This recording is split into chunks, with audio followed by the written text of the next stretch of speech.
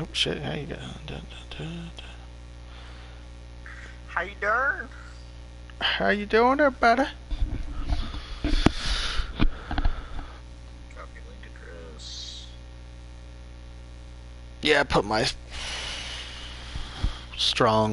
rookie safety in at free safety at this point because Sean Smith ain't getting XP, so might as well get the rookie some XP. Yeah. It's posted. All right, welcome to a long-awaited or maybe delayed GMFL podcast slash live show. I'm with my man Hubie as always. Well, for the most part, unless he's hungover. That's the only valid excuse in this league. Yeah, pretty much. So yeah, we're rolling along. We're in week 12 at this point, guys. So keep it up. I mean, we winged through the holidays. I know we gave a day extension for Thanksgiving, but I mean, we're on good pace. So let's just keep it rolling. We got Christmas coming up. That's always going to be, we'll see how advances play out. I mean, there's a possibility for obviously, maybe a day push if it happens right around Christmas Day or something. So, but yeah. So let's kick it off. We're not going to recap games today necessarily because it's been so long. I figure we just get into standings more like we typically do on our Sunday show. And we'll just break it down by conference. And we got the AFC. Now you were what? Is it 9-0, and now you're 9-2? Yep. Nice 2-game losing streak. Ravens and Texans, man, they're good players. Yeah, they both are. Ravens sitting there at 8-2. I'm not gonna say it's entirely because of injuries, but well, they don't help. 98%. The other 2% is just Madden, right? None of it's your fault, clearly. No, man. I mean, if you watch the games, you'll say, man. I mean, you'll obviously pity me, but I feel bad for the Titans. I do. I feel for you. I shed a tear, a single tear. That's how you know it's real. They're the Ravens. We talked about it earlier. I mean, at the very beginning of the year, KP. I believe you picked KP to win that division. Yeah, I think that was.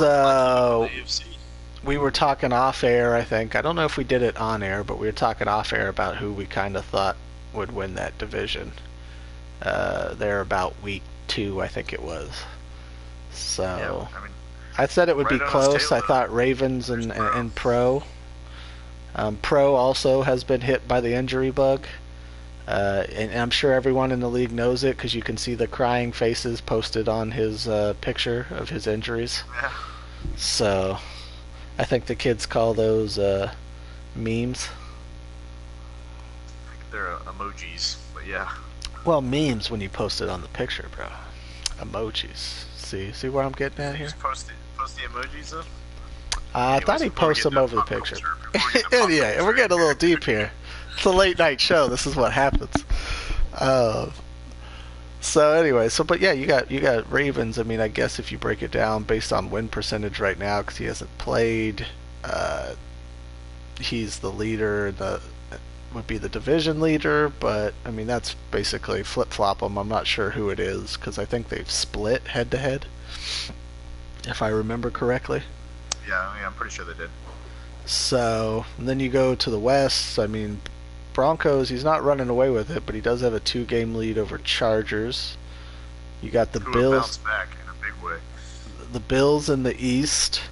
And then again, right there for that final wild card, you got Chargers, Jets at 6-5. Who Jets? Trust me, he's going to tell you about Herm Edwards. And you play to win the game. We're all going to hear about it. Why do you play the game? I can't remember. I think you play it to throw vertical routes, is what I've heard, but. Verts. It's more verts. Verts. Anywho, so but Chargers, he's battling. I mean, he's fought. He was struggling early on with his rookie QB, but he's beat some big teams though. I mean, his wins He's not just playing a bunch of No, guys no. with Well, that's the 1-9 or thing, and something I like mean, that. in the West, we're He's playing a the good guy. East. We're playing the NFC East this year, so those are tough games. Well, they Um, were until you see the record now. well, But yeah, yeah, but they're Sweets. You always. play I mean, Sweets. it's always you play sweets. And then you got Colts. Dustin's right there. Texans, who of course Entire AFC South is right there. cheesy Curry's in the mix now.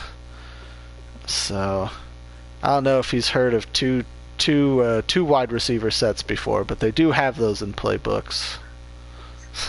Yeah, after that last win he got, I think we sent that up the chain.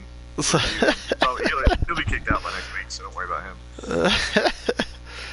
Well, yeah, he probably planned on maybe coming back, winning a bowl, and then retiring or something. That's usually how it works around these Or parts. we'll help him retire, is what we're saying. You guys saw what happened to the last guy that won a Super Bowl. Last guy was the Actually, I think Texans. Has anybody that's won the Super Bowl in GMFL stuck around for more than a season? Mm, We gotta look at the tapes for that one. Boss stuck around. That's one of those ones we didn't want to. But yeah, I mean it's close. That last wild card spot. I mean, You really bumble the out. AFC. Well, The only two Jags. teams I'd say that are really out of it are the. That's me. That's me. I mean, I was and the 3-1, and I think I fell to 3-4. I want to say I had to give a sim a force out because I couldn't play, but lost to Sweets, and then I had to give the force out last week, so now I'm 3-7. So it is what it Whoever picked you is. in the top of the power rankings a long time ago looks like a real idiot right now. Yep. Well, struggled and then just fell out of the race, and now I'm just going to spoil somebody else's day or end up with a top 5 or 10 pick. Either way, it's win-win for me. Yeah, it's looking So, good for you. yeah, it's win-win for me. Moving on, we got the NFC. We got Sweets at the top. Yep, 9-2, and he's What do you know? yep, he's good. He just beat. I mean, you got Saints at 7-4, and he just beat the Saints. I think 31-3. So Oh wow. and I look at Buccaneers squad.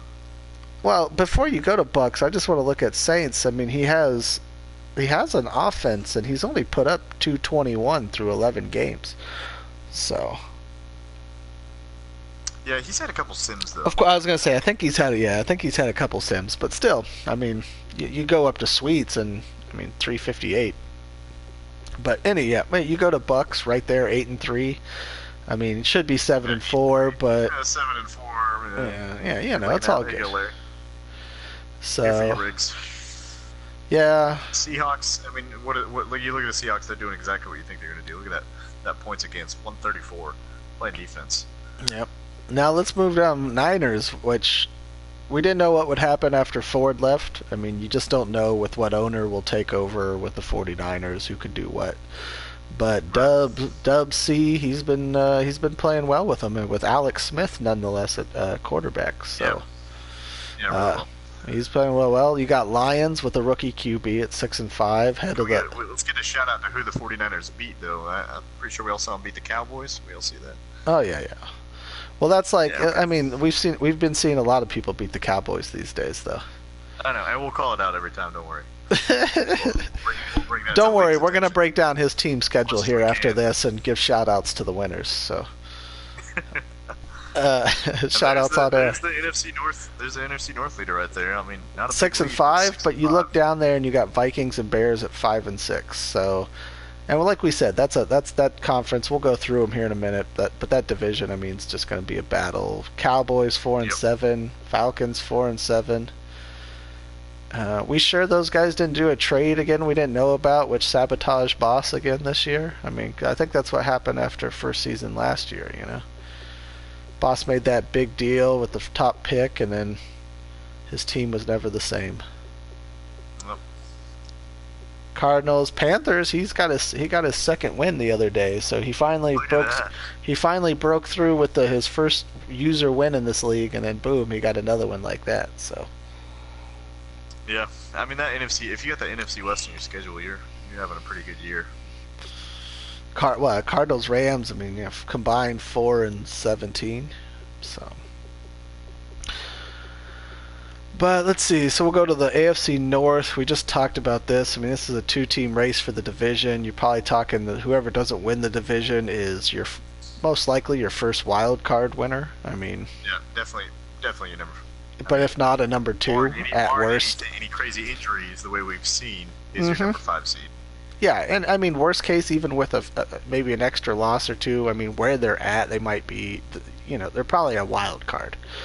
One of these two Yeah. teams is at least a wild card. So, other than that, Bengals. I mean, he's 5-6. You gotta play and fight, but it's tough. I mean, that might be that. He's still in the hunt though. He's in the hunt for that second wild card. True. I mean, because that's all around 6-5, 5-6 right there. So. Yeah.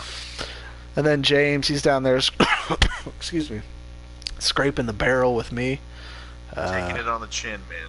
Clearly, having a tough year. Clearly, our trade worked out well for both of us, as we're 5-16 between us. So, shout out, James. Now, be honest. Would you redo that trade, knowing what you know now? No, because I love the deep ball, and Martavis has got like 1,000,000 yards even. So I'll do it again. I don't care. Okay. My team is fine. It's not my team. I've just struggled this year, and then I haven't got the breaks like I got last year. I mean, it happens. Last year I got more of those picks. This year it's knockdowns. So we'll start talking about it probably our next Sunday show that we do have. It's looking like Steelers are going to have a top pick. We've already kind of suggested, quarterback. He's got a decent quarterback on his roster, so we'll talk to him. And he's been playing him, so we'll talk. Yeah, and maybe we'll take a peek at him here when we go through stats and stuff to see maybe where his development's at. So, but yeah, we'll see. I mean, we're in week 12.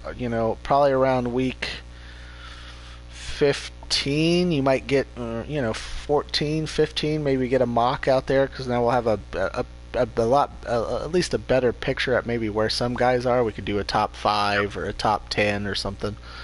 But yeah, so we'll get more into that. We'll move to the South, which you said. I mean, right now, obviously, you're the 1 seed in the AFC, but the South is right there for that second wild card. All 3 of these teams are battling.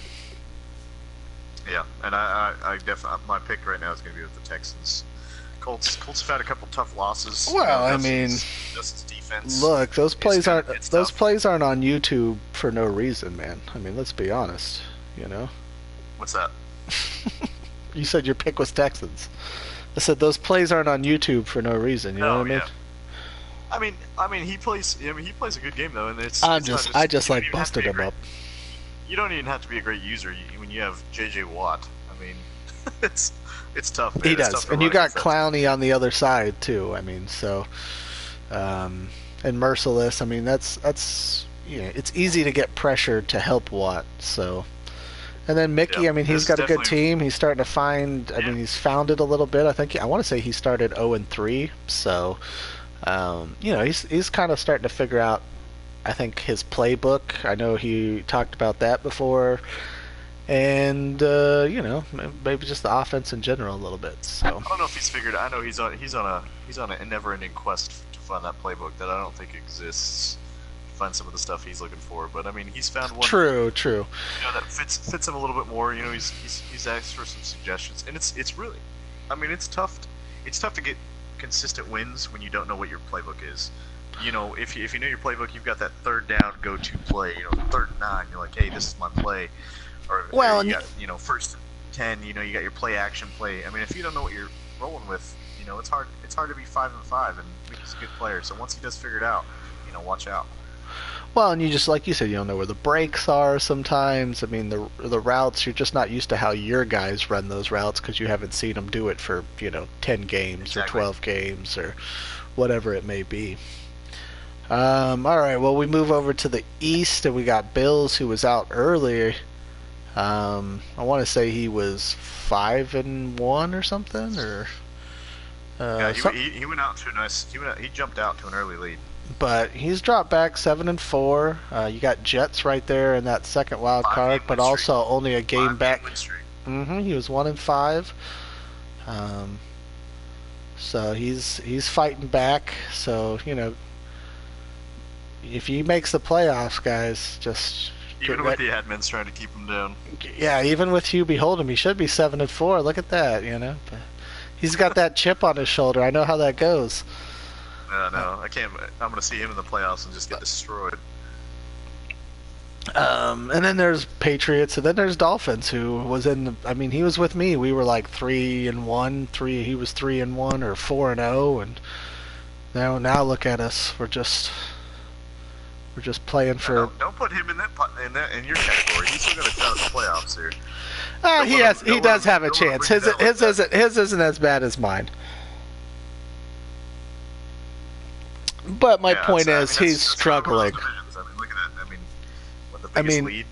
His division is a little tighter, but the point is, he has been struggling of late. I'm sure he's not going to tell you 2-5 or whatever it may be is a great 7-game stretch. Right. We go to the West, and then you've got Ford, who took over the Broncos. He's 8-3. We knew what Ford would do, especially having a good team and not the 49ers and Cap. So, there it is, 8-3. Chargers, like we've talked about. I mean, he battled back.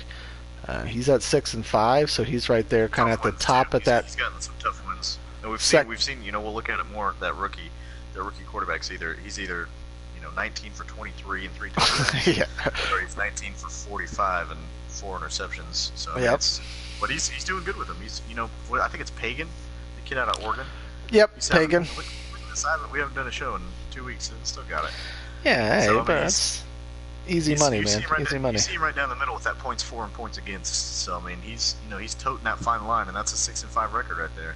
And he's definitely in the playoff hunt. Chiefs, I'd have to lean a bit. He's a little bit more. He's got a tough push if he wants to make the playoff hunt. But we've seen who he's using at quarterback. Is he still using Tyler Bray? I think so. He has a game against me if he wants to play on my computer. I told him today, I'm like, look, man, I'm busy all day. I'm on auto. I'm basically on auto till I get back Sunday. So look, I was on a 6-game losing streak too.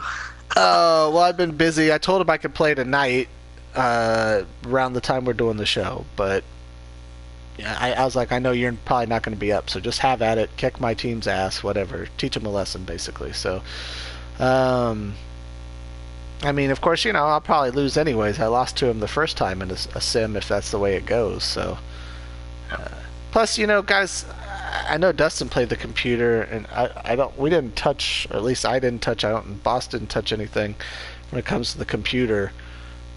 You can ask QB. He's played them like 5 times in 2 seasons.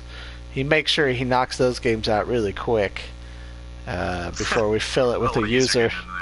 He doesn't want someone good maybe getting in there. So, and I think you're undefeated. I've played them once. I will say offensively they can be cheesy. Defensively, I really think they're pretty easy to pick apart. And if you have anyone with any speed, the computer tends to just want to press you and one-on-one man you. You get that animation where the receiver breaks the press and then you just lob it out there and touchdown. But, and I think more so, what it shows Dustin playing against the Bengals losing to the CPU just shows what a terrible user he really is. But you see, I would think Dustin's game would take out the CPU relatively easy, but. And then there's me, 3-7. 6-game losing streak. I was 3-1. I had to give out a couple forces. I lost a sim. I mean, plus I've played bad, so I played a little better. I played a little better. Yeah, I played a little better against Sweets. I mean, that was the last game I played. I played a little better against him. I mean, took it down to the wire. He got a field goal. I had a chance to march, but I just didn't get it done. So. But, we'll just regroup and get, play hard, try to win out this season and get ready for next year. Try to get a real nice draft pick, yeah. Yeah, try to get a real high draft pick. I mean, look, with my team, if I've got to pick anywhere in the top 15, I'm pretty sure you're going to have a pick within the top 15. Exactly, but that's what I'm saying. I mean, that to the bank. Even if I come back from vacation, I'm 3-9, and I get to 6-10 or something. I mean, Hold on, Martha. I'm on my way to the bank right now to cash this check. Give me yeah. 2 minutes. But then The again, top 15 which is fine. Like I said, but I'm just saying my team is. It's not like I'm crying of a team with no talent. You're not deprived of talent. No. I just User deprived. talent, maybe. I was gonna say just Team deprived talent. of a user, but not team talent. Which is funny because I have this team and I struggle with them, and I got two other teams and I've done real well with them. So who knows? Anyways, Pixar didn't happen. Yeah, Pixar didn't have sure. Okay, NFC North. We got Lions, which we talked about. His rookie QB He's at the top, too. man. You look at that streak. 6-5. That's a losing streak at the Yep. top, man. That's tough. It is, and especially you can kind of pull away from your division, and instead you drop back to them. Vikings and Bears, both 5-6. Bears coming around this season. I mean, we talked about him last year. I've talked about him before. I mean, obviously he was in the league last season too, last Madden. So he's been Vikings figuring out. through the injuries though. He has been. He's been playing well. I mean, I think he had lost some tough today. injuries.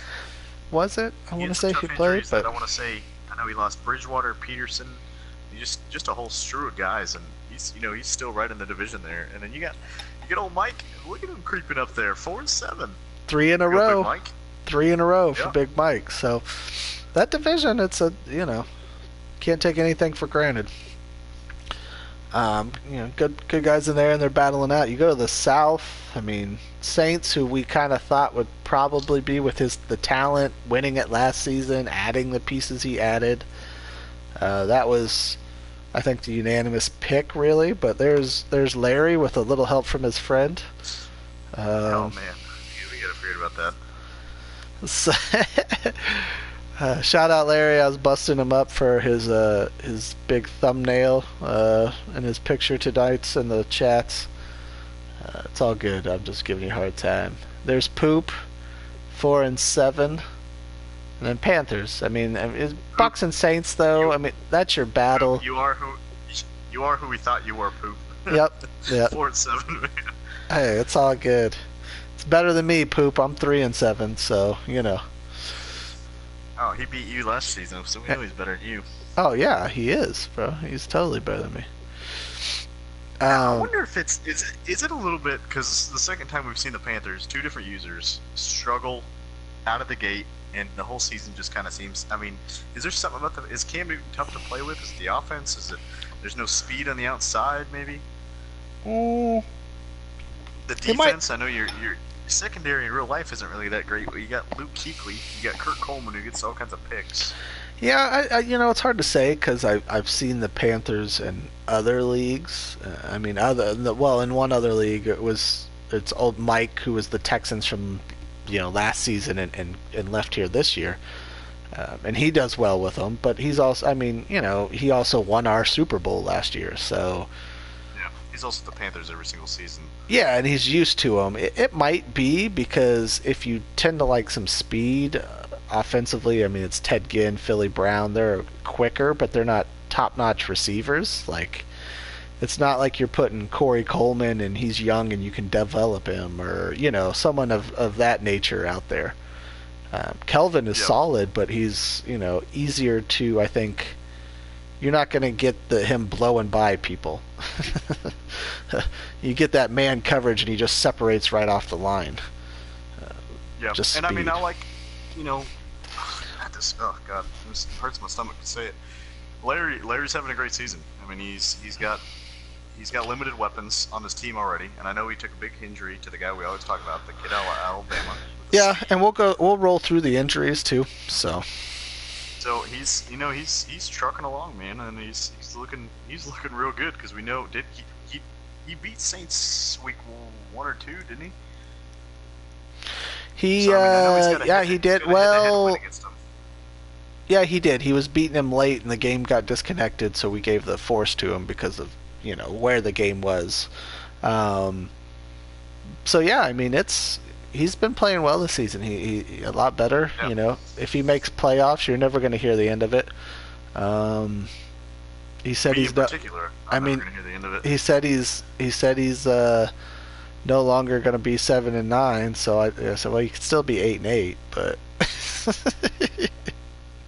God, how many Madden seasons have we been hearing this? this is this is a Well, miracle. this is the year. This is the year. It's like Cubs fans. At Poop, you're some point, next. it's like Cubs. I mean, at some point, it's got to be the year, right? Yeah, poop. You're But I next. mean, two-team race, man, and both these teams are going to be in the playoffs. Yeah, I think so. Especially, I mean, I think they will. You look as we move on through the other divisions, you can kind of see why as well. I mean, we go to the NFC East. You got Sweets, and then the rest. I mean, Sweets at 9-2. Let me look. And he means that with as much affection as he can when he says the rest of you. He's Poop, 3 and Poop, you've had a tough season, man. 3-1 the division. Yeah, You Pupa's lost lost to some Odell. guys, That's and he's tough. also lost like 2 or 3 sim games too. So Yeah, it's been a tough season for Pupa there. but he can still make that 6th seed though. He I mean, could, he's still in that yeah. 6th seed. I mean, there's a chance down there for that bottom, the second wild card spot.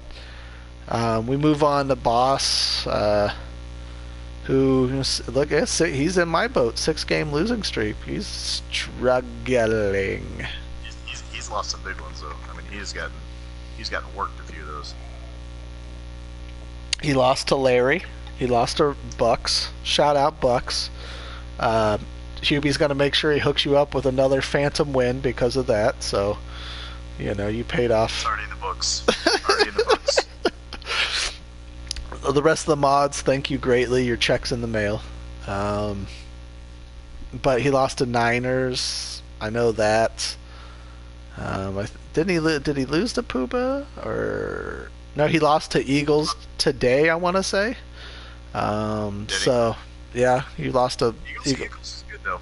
He is. He beat me earlier this year. I think. We talked about The game Eagles, was we talked about, closer in points, but I don't feel like the game was close played. Look at his defense. I mean, his points allowed. I mean, he's not scoring, but his defense it's got to be top 3, top 4 defense. If he can get Wentz another weapon or two, watch out, because his defense is good. He plays good defense anyways. I mean, there's just guys. I feel like there's guys who are really good on offense as users, and there's guys who are really good on defense, and then of course you got the guys who are good at both. But shout out to his running back. Foreman. He declared for the draft. Yep. He declared for the draft yesterday. Well, he better. I think he only had about 500 carries this year for Texas. I mean, he's probably already got the body of a 27-year-old NFL running back at this point. So Yeah, I'm pretty excited about Tom Herman, but that's for another show. Herman, yeah, there you go. That's our It's that's looking. I mean, that's the Sweets GMFL got college special. do that on Saturday. It's right. before college Hey, game day. NCAA comes back out, baby. We'll have the college show. There you go. Oh man, I wouldn't even be in GMFL. I'd be in the college game day all day. It'd probably be a better game anyways, unless EA gets it. So NFC West, we got Seahawks exactly where we thought they'd be at the top. Surprise! I gotta say, one of the biggest surprises we've seen so far is the 49ers sticking, and not just sticking with people, but beating a lot of good teams out here with that team that he has. Mm-hmm. So I mean, he's obviously proven he's a good user. Yeah, definitely. He has. I mean, and that's like we said. Is Ford's a solid user. I mean, he's really good. He's good with his Niners. I know what he can do with them. I mean, but that's a tough team to play with, and to find somebody else to slip right in and be winning tough games. I mean, he just beat the Cowboys. I forget who else he beat. I mean, he's been winning. It's not like he's playing, me or something out there. He's actually playing good teams. So, Like the confidence. hey man, I'm just being honest right now. I'm not a good team. Like Bill Parcells says, you are what your record says you are. You know what I mean? So. And then moving down, I mean, Rams kind of in a similar situation. Not a lot of devoid of talent. I mean, Tavon Austin, is decent. It's decent in the slot, maybe. You've got Gurley. I think he's doing pretty good with Gurley. But other than that, outside of that, man, you don't have much to play with. I mean, I think And you then you look at after what he did in the draft. I think you're looking at a guy who's wide receiver and probably defensive back, or I mean, and honestly, defensive back I feel is everyone needs a defensive back.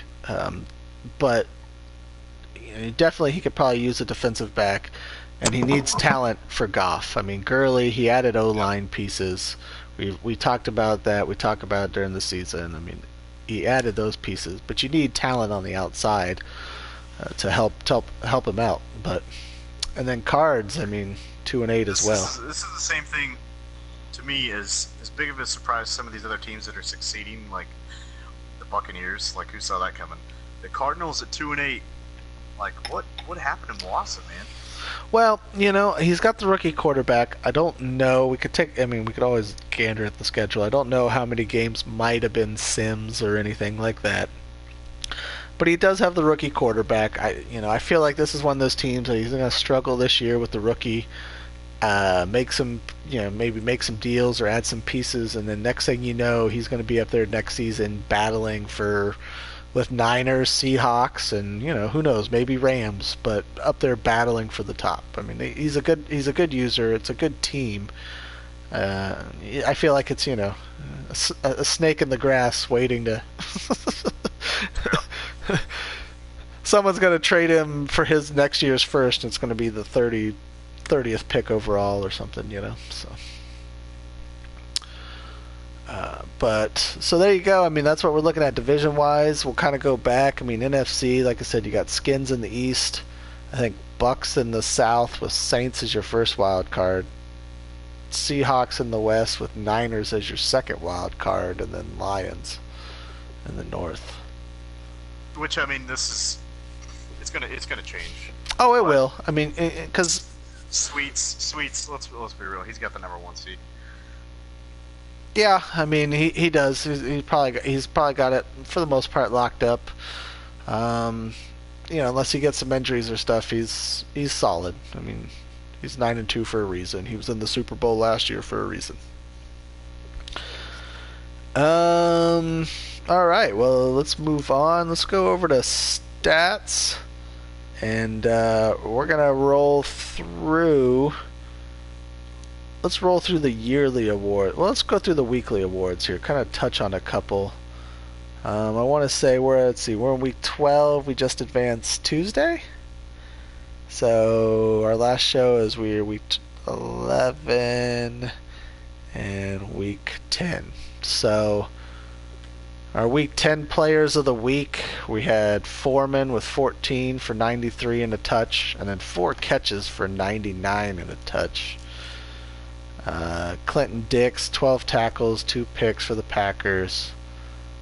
AFC, was this against... No, you played in week 11, didn't you? Okay. Yeah, I played in week 11. 20 for 214 and... What's that? Thanks for the almost shout out, though. Oh, yeah, totally. I was going to... oh, yeah. 20 for 214. This is what we do. I mean, you got to beat up on each other. 20 for 214 and 2 touchdowns, and then 3 for 52. I mean, like he's just beasting. I mean, that's what he's been doing all year with Dyer. A lot of outside tosses. Yeah, he's having a good year with him. Those outside tackles do their job. Yeah. Hayward with 3 tackles and 3 picks for the AFC defense there, Chargers. Week 11, and look at that. I mean, I think this is his... Let me roll back through. Yes, this is his second player of the week. It's Jeff Driscoll, folks. Man, how is he winning? This is nuts. I don't know, man. I haven't really watched his games. He went to Lafayette after he transferred, right? Driscoll... I don't know. I mean, I don't really... Lafayette after I can't remember. I want to say so, but I can't remember for sure.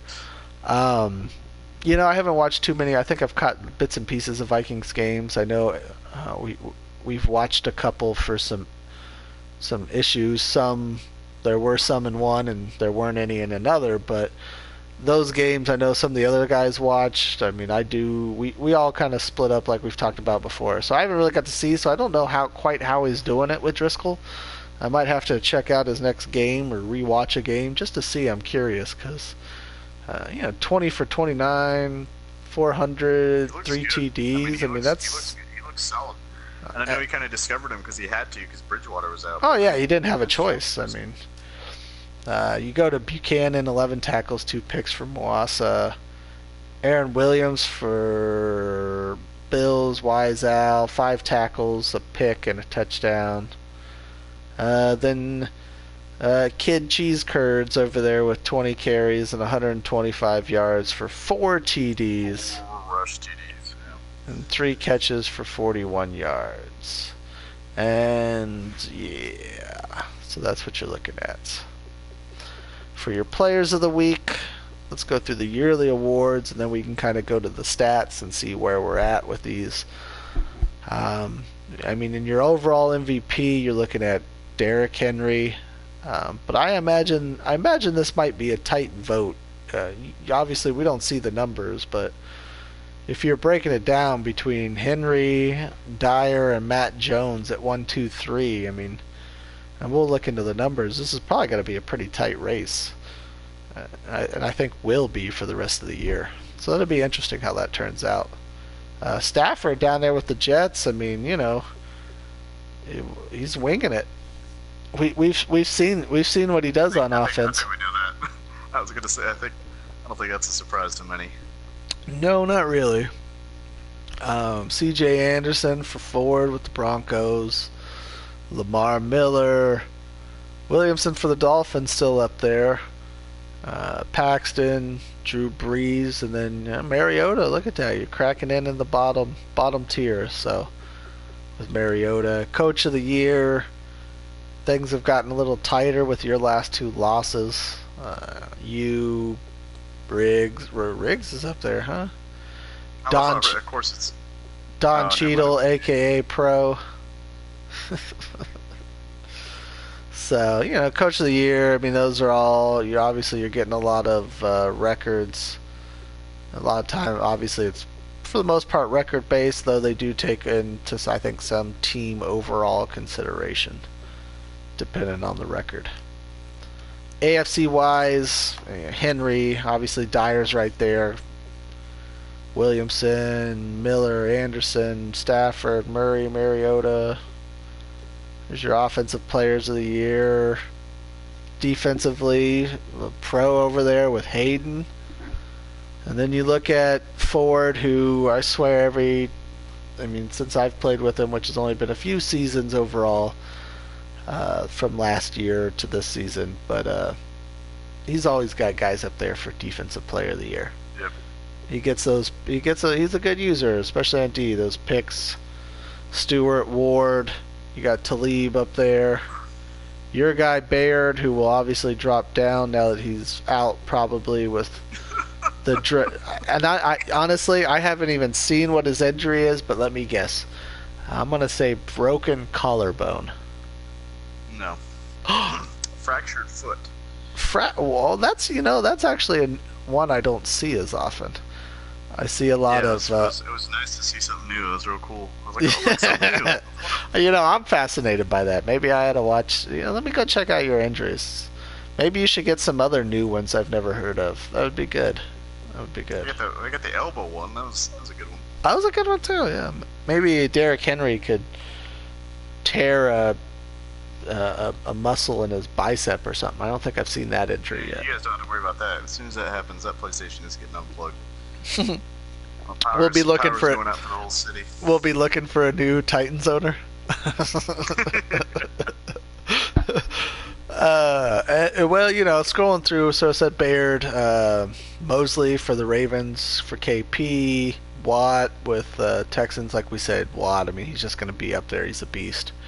Correa, and then there's the rookie, AC Nielsen, ninth in the defensive player of the year. I mean, he might not win it, but hey, at least he's in the conversation as a rookie, so you can't complain there. Offensive rookie of the year, Dyer, your boy Warmack, who will not win it now. Why won't he win it? What's going on? I want to say, and don't get me wrong, but I think he wanted to walk away to chase his inner self. Yeah, he had a broken collarbone. So there's your collarbone right there.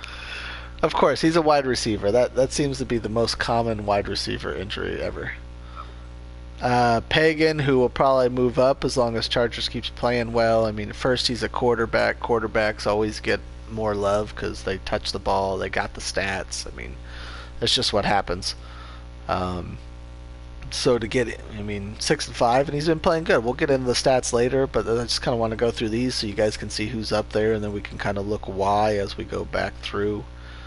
Veltung, you know, when you throw the ball 75 times a game, I mean, you probably have a receiver up there somewhere. Pause. I just. Bro, it's late tonight. What is this? I think it's midnight here for me now. This is the HBO version. It is. It is. This is real talk. This is Big Brother After Dark stuff right here. This is Skinamax. Or wait, no, Showtime. Skin. That's right after this show. Nah, I just like giving Paz a hard time because he's always in the chat, and guys that are around, it's more fun to bust up you guys than it is someone that's never in there. Especially somebody on a 5 or 6 game win streak. Yeah, exactly. Come on, let me have these jokes, okay? Things aren't going good for me. Let me get off these jokes. We got Cobbs, the quarterback for Dolphins, who's been doing good. I know he's had some interceptions, but he started off good with him. I mean, he's a good quarterback too. Gooch, I don't know how the hell he's still up there. I mean, he missed 5 games or something, which that was a huge injury for me. I don't know if I'd be any better. Maybe I'm still 3-7, but when it came to the run game, he went out and things went to shit basically. So I want to say he missed 5, maybe 6 games. I think he had a broken collarbone. I think that was his injury. You know, you basically, I think if you're rolling a dice, it's about a 60 to 70% chance it's a collarbone. Paulie Dixon, Landolt with the Browns, which I liked him in the draft. I think he had like a 3rd round grade with the red diamond, but he had some good speed, some good stats. So. Nickerson, and then Erickson, which I think is the tight end. I want to say. So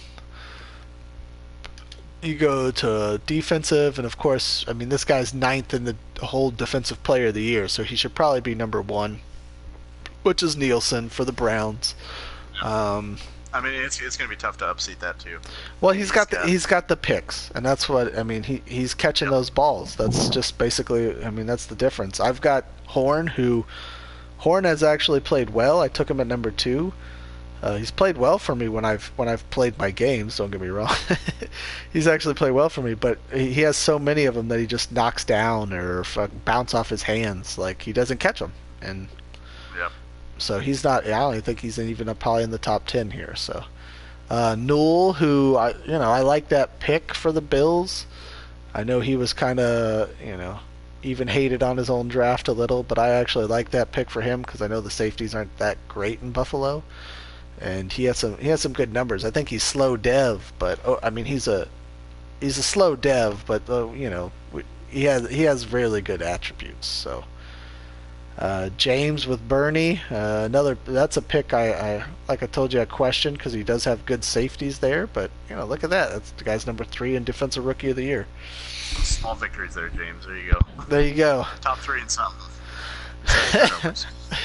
Well, me and him might be top 3 in the draft too. So yeah, there you go.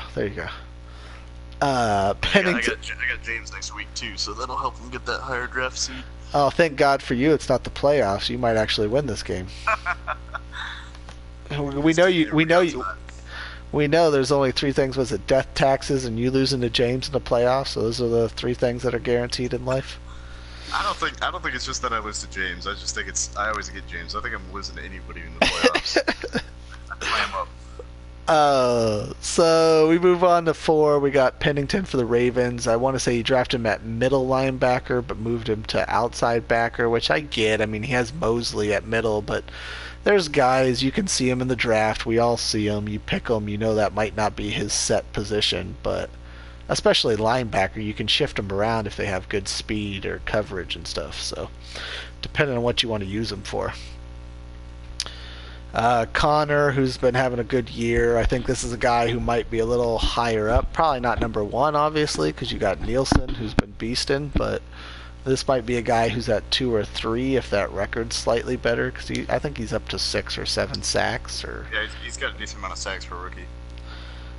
Chiefs with Derby. I mean, he's filled in, and that's a dude he took 7th round. So, shout out GA's finest. A Bear for you, 7th. No one wants to hear about the Titans. Call him A Bear. You always say A Bear. It's not French. What is it? Hebert? It's Hebert. Antonio Hebert. A Bear. A Bear? Well, yeah, say A Bear. Antonio A Bear. I'm probably right, by the way. I mean, usually... He's on my... I coach the kid. I call his last name all the time. Bro, he just responds to you because he's getting paid, bro. It's just... He's lucky he's starting right now. We got Pritchett for the Dolphins, who's a stud at safety. Yeah, he is. And then he's got such a good young team. He does. That guy's an Alabama kid too, and the dude was a beast in the draft.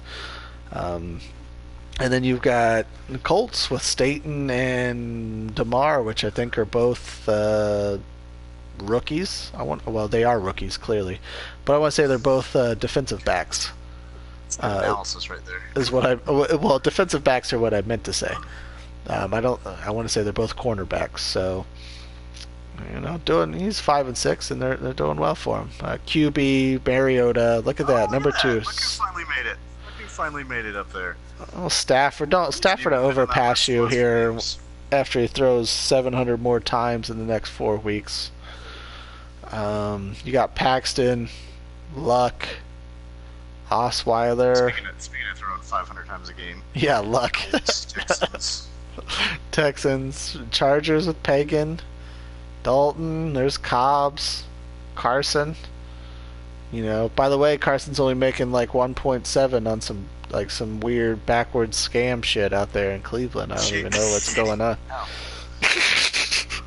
Somehow I made it in there. I think that's only because there's like 10 quarterbacks in the AFC, but Derek Carr with his 10 spot. There must be other guys who are hurt, and that's why I made it in. Running back, you got Henry. Go figure. Dyer. We know these are the top 2. I mean, these are MVP / Player of the Year. But then again, it's Madden, which means somehow Carlos Williams is going to win Running Back of the Year, while you guys win MVP and... Carlos Williams. I can't believe this. Let's take a step back here. Carlos Williams, who probably has 4 carries this entire year, is in the top 10. Man. Look at that! Look at that Bell! Look at that! Le'Veon Bell somehow stole Running Back of the Year last year from the best running back, Derrick Henry. Look, he's right where he deserves to be. Don't worry, he's still got 5 games left to somehow creep in front of you. When Henry goes down next game with a torn meniscus or something, so. TJ Yeldon, though, he's learning how to run in Jacksonville, so I mean he's got him up at number 9, so good move. And I know Duke Johnson was hurt a lot of the year, so to see him at 8 is kind of a little surprising. 8, yeah. Well, which and once you get down to these bottoms, I don't know. I mean, like they had David Carr in there. Come on, I don't know. Outside, once you get to the lower, I almost feel like Madden just like, hell with it, put someone in there. Like, I mean, we're on here, but sometimes I just don't know how they figure them out. I mean, because Carr, he's not having a good year. No. So, wide receiver, there's Demaryius Thomas with Ford, 8 and 3. I mean, and Demaryius has been balling out. You go right under that, and clearly Martavis has had to be balling out if he's still at number 2 on my 3 and 7 football team.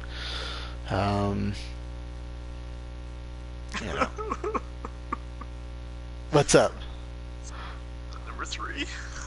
Oh, Warmack. R.I.P. R.I.P. Warmack. Yeah, I think Hopkins is going to be up there in the running with Thomas in the end. Oh, probably. I don't know if if you watch the Swiss cheese at all, but Hopkins eats the ball quite a bit. Oh, I'm sure. I mean,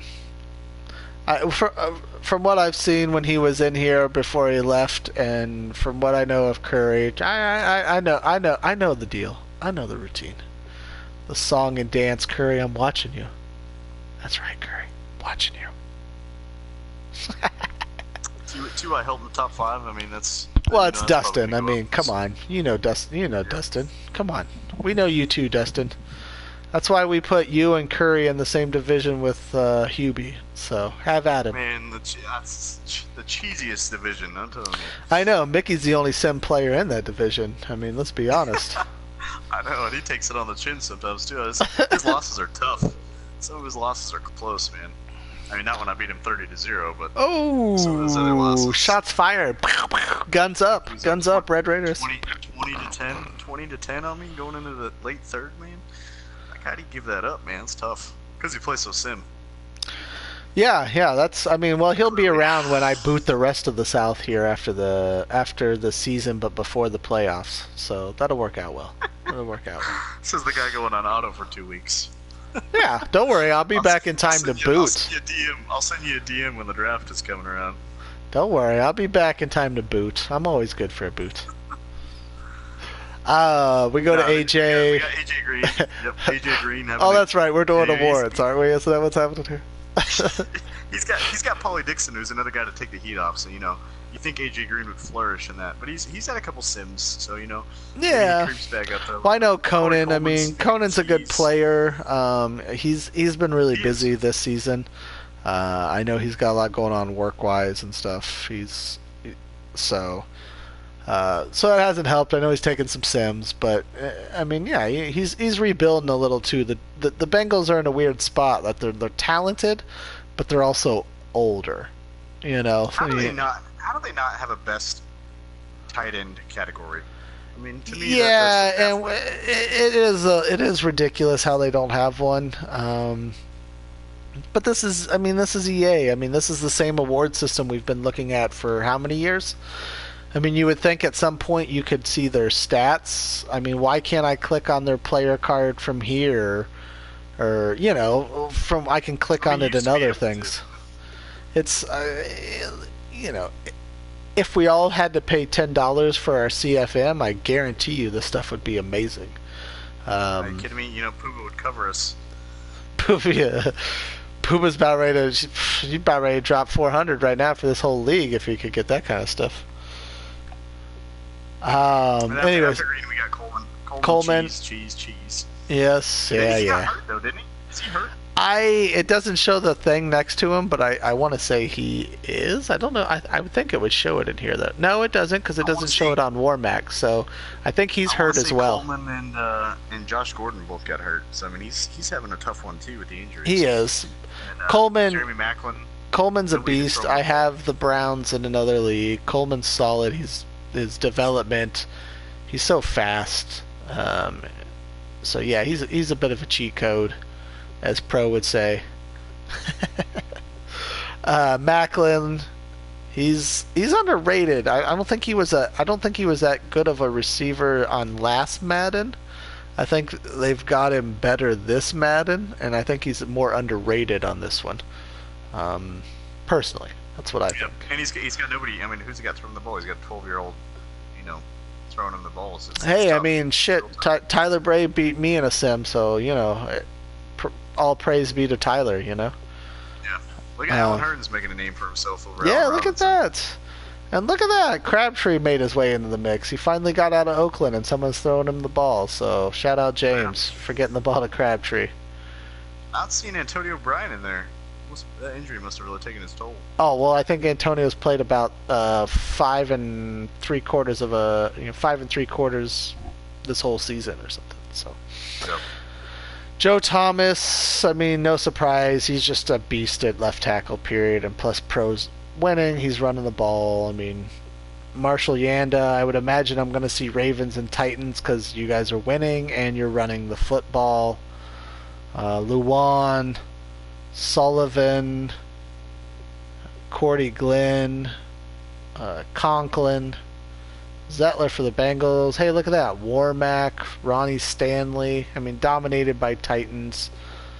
There's Ravens. 2 Ravens, a Brown.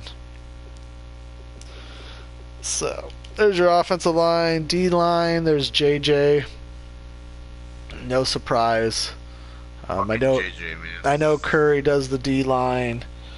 Well, retires. He did that well. I remember him I want to say he drafted somebody last Madden with the Packers, and he did the same thing. I mean, he terrorized you with the D line, and we all know what a D line can do if you use it well. Shout out, Boss. Though this season that D line must. Not using it too well. I was gonna say yeah. Oh, Boss must hate us. We just hate on him. Hate. Barkevius, okay, Patriots. He's up there. D-line? He's a D-lineman, huh? Yeah, he got 4 sacks in a sim game, though. I was going to say, I know he's had a bunch of sims, so. Dunlop with the Bengals, which we'll go down and see. Doomerville, yeah. Muhammad Wilkerson. Felix Connor, the rookie. Alden, shout out Alden. I'm glad someone's successful, because the Raiders are not. He's got a drug test coming up. Don't worry about it. He'll be off the team. That's all right. Kevin Dodd up there. Look at you. Is he healthy though? Yeah, thanks for saying that.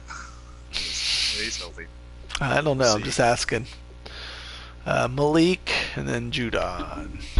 Linebackers, we got Correa, who's back healthy. I want to say he had like 4 picks in 4 games or 3 picks in 4 games before he went out early. Same with Zach Brown band.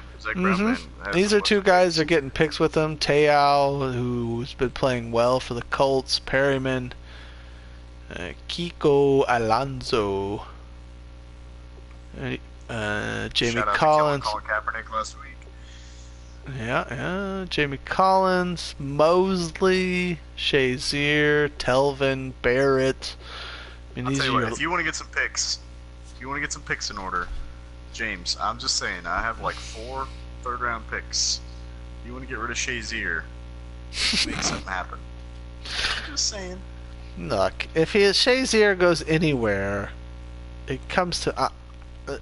I know Mickey likes the Buckeyes, but they come to me. Come on now, let's be honest here. Yeah, because that works out well. Anyway, moving on to defensive back. Joe Hayden. What? Really? He's having a better than his counterpart. Even? Wow. Like, I'd have to look at the stats at that, because I thought Nielsen's having a better year than Hayden. We're definitely going to have to look at that. I did not think Joe Hayden was having... Man. But then again, I mean, he could have maybe a pick or 2 less, but with his overall, maybe he's getting it. I mean, whereas you got Nielsen with a... But who knows? We saw Casey Hayward. I mean, Casey Hayward, he was on the... 3 picks. Winner of the Defensive Player of the Week. Darius Stewart, we know he's up there for top Defensive Player of the Year. Yep, T.J. Ward, Baird, who I know we know you're crying tears. It's okay, Denard. Okay, Denard. There's one that's Denard's kind of one of those guys. So I like Denard. I like Denard too. So send him over here. Send him over here, Conan. Talk to me.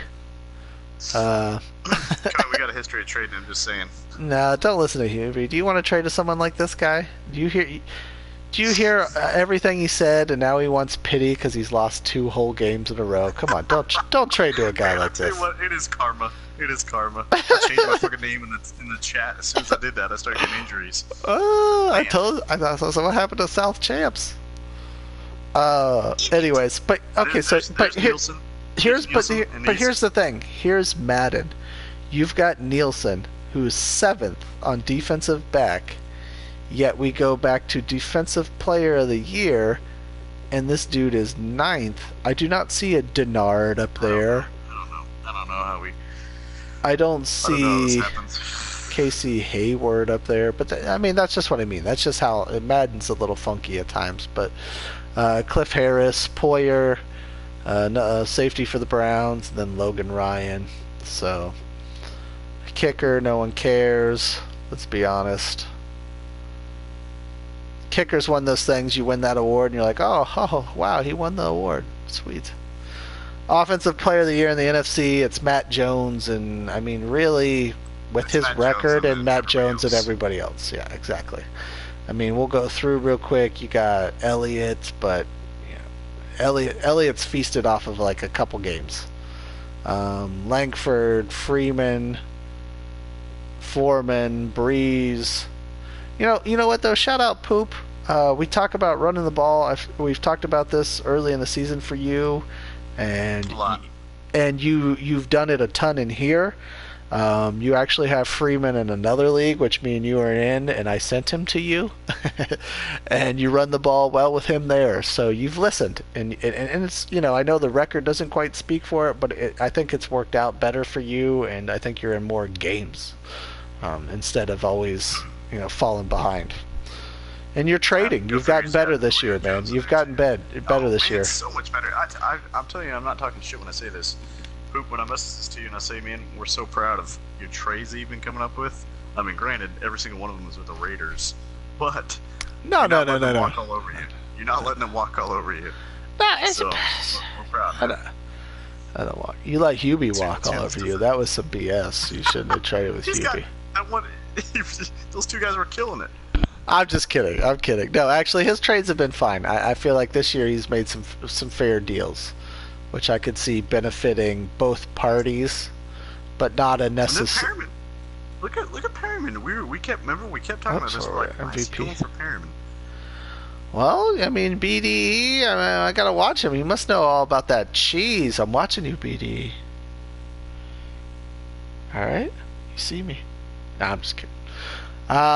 Breeze, obviously, Perryman, yeah, but Perryman, and we see the games when we've reviewed the games in the podcast. Granted, we've missed the last couple, but Perryman, you've seen it's either been, one or two catches for 30 yards, or it's like 5 catches for 150 and a touchdown or two. So, he's right up there. Rawls, we know Seahawks likes to run the ball. Doug Martin, look at that, Dougie Fresh over there. And then Julio, which is just Julio. I mean, the guy's just a freak. So, regardless of team and wins and losses, he's going to put up numbers. Defensively, you go to Kerrigan, and there's sweets. Top two, Kerrigan, Cravens. Cravens, I know, in which he's moved there. He plays middle backer. The dude's quick. So you got a safety down in the box, a fast safety down in the box playing. He's not Shazier quick though. He's quick. No, actually, he's not but quick as Shazier. That's true. That's true. But he's not like that. I think he's like 84, 85 speed. The only difference really is when you move those is it's not so much always the quickness, but I think where some guys differ is because where one guy might say it's cheesy, where another guy might say it's not, is where you get into the coverage aspect. I mean, it's tough to find a linebacker out of the box who might have 85 zone coverage. You know what I mean? Whereas you can put a safety down there and his man is 75 or something, and it helps in that aspect. Me personally, I mean, most of the guys that if someone wants to use a safety at linebacker, he probably wants to user him anyways. But I don't know. I don't see the difference because I think you can expose those guys in different ways. So yeah, like the run game. Yeah, exactly. I mean, you got to adjust a little bit. Cameron Jordan with the Saints, that guy's a beast. There's Norman. So now look, 3 of the top 4 dudes. Let's see. Just keep scrolling down. I know it's Redskins. It's Redskins. I mean, 5 of the top 7s are Redskins, and when you're 9-2, and the, I mean, I know Bucks and Saints are 7-4, 8-3, but you're 9-2. You're kind of head and shoulders above the rest of your conference right now. That's what you're gonna get. Look at that. Slay though for the Lions is up there. That D line, Lawrence. Where's Ty Crawford this year? He had 15 sacks or something last year. So I want to say 60, yeah, around 16 sacks last year. Sean Lee's up there on probably a lot of that comes from that 2 touchdown game versus the Chiefs or something. Yeah, so. versus the Chiefs. And then there's the sack man, the Bears with Akins, which I want to say that guy's a rookie. So, defensive player of the year. That's not too bad to get him on the board at least. Especially now at 70 overall. You go to offensive rookie of the year. You got Foreman. I think it's Foreman's to lose. Between Foreman and Knight. Yeah, you got Foreman. Knight's a quarterback. I know he's down there at 5, but that's something he might move up if he gets up there into the, you start getting up there still into the tip of the playoffs and everything, and especially if you almost make the playoffs. You got Moats with the Giants at 2. You look at that. I mean, Foreman and Moats, those are 2 rookies. Shit, here I am. I'm an idiot. I'm not paying. I'm not paying. Well, I'm not even over by the screen if you're paying attention. Crew to take these out. Don't worry. Well, I'm filling up my drink right now over here in the kitchen. It's like what do I say? The full safety. Yeah. Well, look. At least I'm not lying. They're rookies. I mean, you're just making up terms and stuff over here. So That's a West Coast thing. We call it a full safety. We got our empty and our full. Yeah, there you go. But yeah, I mean, Foreman's had, almost an MVP caliber year. We saw him on the MVP list. He's got a running back list. He's got a real shot to win that, much less, besides Matt Jones. So I think he's going to win that offensive rookie of the year, barring injury. But Probably. Other than that, I think you got to go to Griffin Knight, just the way he's been playing lately. We know the Panthers, doesn't really trade to get somebody to replace Walters. But he lost him for like 6 weeks or something, I think, in the first game. So, yeah, and then you got that sucks. You got a couple guys. You got a couple tight ends on this list. I don't know if you noticed this. JT Roseman, the kid out of Alabama at number 9. Yep. Millard. You got Kruger. Kruger. You got Kruger. Millard's he's a tight end too, right? He's that guy. Yeah, Millard came back now, I think. Roseman is out for the season, isn't he, or for a while? It's for a while. We'll look at injuries here later to touch on all those. McGill, who's a running back, a speed guy. I want to say he was out of Oklahoma State. Speed guy. So, Niners are working that speed, and then Kruger. I know somehow Ford's going to take credit for all that. It's just the way it works. Especially if 49ers make the playoffs. We're going to hear about how Ford made the playoffs with 2 teams. So yeah, I mean, but it'll be interesting how this shakes out. I agree with you. I think there's Foreman. I think Knight's really the strong competitor. I mean, especially being a quarterback, he's going to put up numbers. And he's right there at the top of his division and going to be in a playoff spot, which is always good too. So you go to defensive rookie of the year. I mean, this might be defensive ends, man. This guy, he's one of the top, 5 prospects in the draft, probably, in terms of actually when you see him after being drafted. I would say he was one of the top 5 post-draft prospects. Darden was a beast. Hobert, that was a guy. Hobert, whatever you want to say. Hobert, Hobby Lobby. Hobert looks good too. Hey, that's a thing out where you're at? Yeah, it is, bro. Hobby Lobby, it's a thing. You guys had that. But look, yeah, man, Hobert, women craft everywhere. Of course, there's a Hobby Lobby. Shit, I go to Hobby Lobby all the time. They got some good stuff there. Oh yeah, you got a nice little Saturday picked out there, Frank the Tank. Actually, might go to Bed Bath & Beyond. I don't know if I don't know if I'll have enough time. I don't know. I'll do one. Yeah, I'll do one. Just one. Catch our Thursday night show. We do. We try to go through all the movies we like. We're just gonna be. We do like 12 hours of shows a day. Hobert's a beast. He paired him with Anza. He's got pressure, and we saw Slay up there. And he's got to step up if he wants to win this division. I have to look at his roster. I know he has Ansa.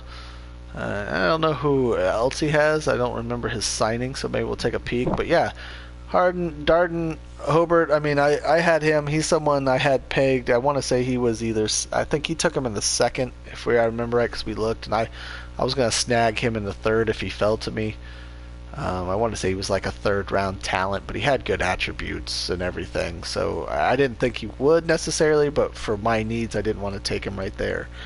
And and you got and he's a solid player. Bowens, I mean, You know what? He's a DB. He had good attributes too. I want to say he was a fourth round talent, fourth or fifth, and he was a green diamond. Um, Heath, shout out to the CPU again for poop. I think we do this every time, but that was the guy. If when you were scouting DBs, he was number one on the board. He was probably I mean, depending on how you personally look at everything, to me, he was the third best. I would have said Nielsen, Horn, and then him in terms of the way everything broke out. Good acceleration though. Was he in like 95 acceleration? Oh yeah, he's 87 speed but 95 excel. So, which is really good. I mean, the biggest thing with him is that maybe if you got behind him with a deep ball, but that's going to be tough because his coverage skills are so good. Connor, that's another dude. He's a beast. He's a speedy linebacker too. So he got hurt for a while though, didn't he? He did, and yet he's still right there at fifth. So that's not too bad.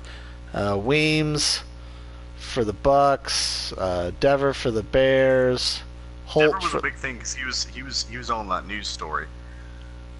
He is about the news story about him. Outside linebacker. I want to say DE. Damn you, Madden! Why won't you let me click on him? Damn you, Madden! Especially when we get down to these 8, 9, and 10 guys. Yeah, because I mean, let's be honest. I don't really care about these guys. No, I'm just kidding. I have no idea what Lawrence Holt is. Lawrence Holt. I mean, come on. That just sounds like a TV show my grandpa used to watch or something. The Lawrence Holt Show, everybody. He rides his horse in with his 30-30 Winchester. Demetrius Smith, Tremaine Edmonds. These, I mean, I feel like the NFC at this point was just like, you know what, we need to make a top 10. We can't leave it at 7. Stocking stuffer, man. Anyways, we move on to QB and look at that. Larry's gonna get on tomorrow morning. He's gonna be like, "Man, you mocked my 7 and 8 guy or 6 and 8 guy, man." Hey, man, they're using anything to motivate themselves in Tampa right now.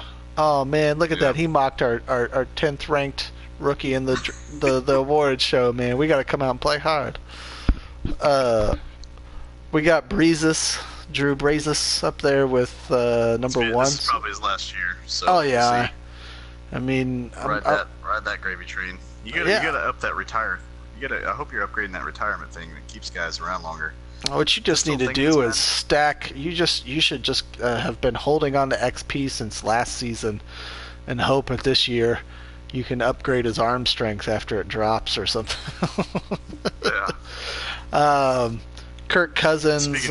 Speaking of noodle arm, Kirk Cousins. Cousins ain't bad. The problem with this, you see, here's the problem with Madden is Cousins is, I think, 29 this season, will be 30. He should be fine. No way. Already? Well, he's gonna be 20 going to 29. Oh wait, where's he? No, I'm talking in Madden, not in real life. So he's 20. Man, he's that old already? 29, gonna be 30 in the off season before next year. His arm is fine. In real life, this guy would be fine. He's not going to drop off unless he had some severe injury. They gave him, I think, like 91 or 92 throwing power. It would be fine. It'd be there. But instead, Madden decided when you're 28 years old, everything just starts to shut down and you lose things. So he's going to lose arm strength. For all you old guys out there, man, you guys got to watch that. He loses arm strength, which is ridiculous. And what happens is, what happens is you have a good guy like this who's a 90, 91, 92. I mean, he might be 30, 31, and he's done for. Which in real life, that guy could go to at least 34, 35 maybe, 36, 37. Look at some of these guys out there. So, those are EA gripes. I mean, I've talked about it before. The regression. It was kind of, at first you hear about it, and there's the way to be able to get progression in terms of getting guys with faster development if you have good seasons. If you get backups with maybe you get like a big offensive player of the week award with a rookie or second year guy who was not really expected to be your starter. You might get a progression bump. You might go from normal to quick or quick to superstar. and we all think that's awesome. And I have no problem with regression. Just the problem is, I think if they're going to do regression, they should really push that, which I think most people widely view 30 as kind of the age to start to regress. You know what I mean? So I mean, if And you're I gonna think set a baseline age in a game where everyone regresses, why would you make it 28 when you've got a lot of your rookies? I mean, you'll draft guys in the second round who are solid, who are 24 years old. Like, come on, man! You're telling me I got 4 good years of this guy, and then he starts to regress? dude, So, it's absolutely ridiculous. But so we we're digress. getting on a tangent. We're getting on a tangent here. I'm gonna start talking about aliens and stuff here in a minute. Let's send this guy for the EA. But This is- Jameis Winston, I mean, Riggs. Winston? Holy, look at you. Look at you. Look at Look you. at you, Riggs. Top 3. And here's what I want to take a look at real quick. You look at Drew Brees. You look at Eli Manning. You look at possibly Cutler, possibly Ryan. I think you're going to see a lot of quarterbacks either not in the league or on different teams next year. Well, I can tell you right now, Matt Ryan, because I have Falcons in another league. Right now, Matt Ryan, after this season, is going to be at 86 throwing power. I've played with 86 throwing power. I say this because I have a Browns in another league, and first season I just put Kevin Hogan in because I knew I wasn't going to be good anyways. And 86 is just doesn't get the job done. I mean, you just cannot get throws to the guy in time, even if you're throwing on perfect timing breaks. You just can't get it thrown in time. And what happens if you throw it early is, your wide receiver doesn't break, but the defensive back breaks, and you throw an interception. So, you're going to see a guy get replaced. I know he has Connor Cook as the backup right now. I don't know what he's been doing in terms of his development for XP. He's going to come out at fucking 95, just Haas. He's not. I mean, he's not bad. You really need to get. I've developed him some. He's not bad. You just got to be a little smarter with him. I don't think he'll be a bad guy at season 3, but depends on where he finishes. I mean, if he's up there, and you look at who else is up there, I mean, maybe a top quarterback is his need. It'll be interesting. There's gonna be some quarterback moves. I agree with you. Come this off season. And so we got Eli Manning.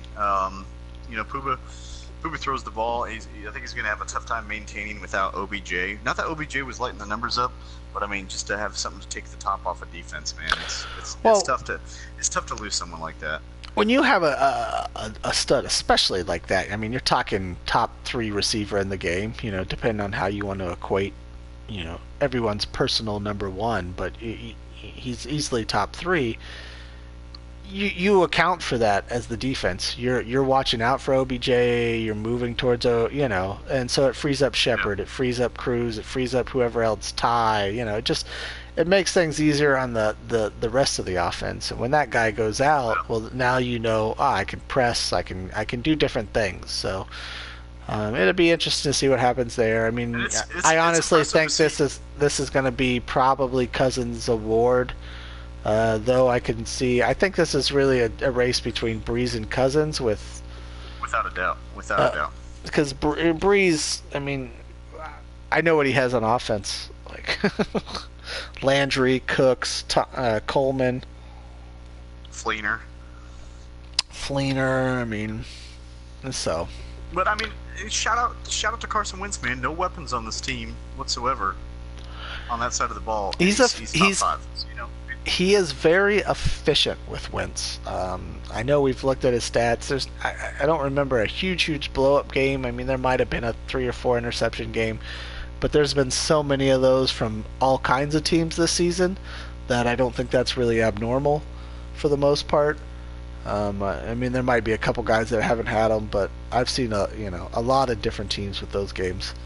But he's efficient. I mean, because he's running the ball so well with Foreman, so you'll see Wentz a lot of times with 14 for 19 for 200 yards or something and a touchdown. Like, it's not fantastic, but it's you're keeping up there, and that's what you need to do as a quarterback.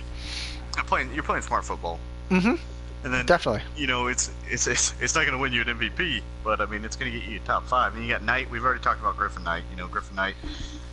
Probably a candidate for Offensive Rookie of the Year. Him and Foreman. Jay Cutler. He runs the ball, man. He runs the ball a lot, and he's got some good. He's got so much talent on that wide receiver core, though. I mean, he's got big guys, some big dudes. We saw the Curran kid, Jeffrey, and then Curran, and then, as you say. And then you saw that tight end. Coming up, so he's stepping his game up. So watch Jay Cutler go up the board a little bit. Cam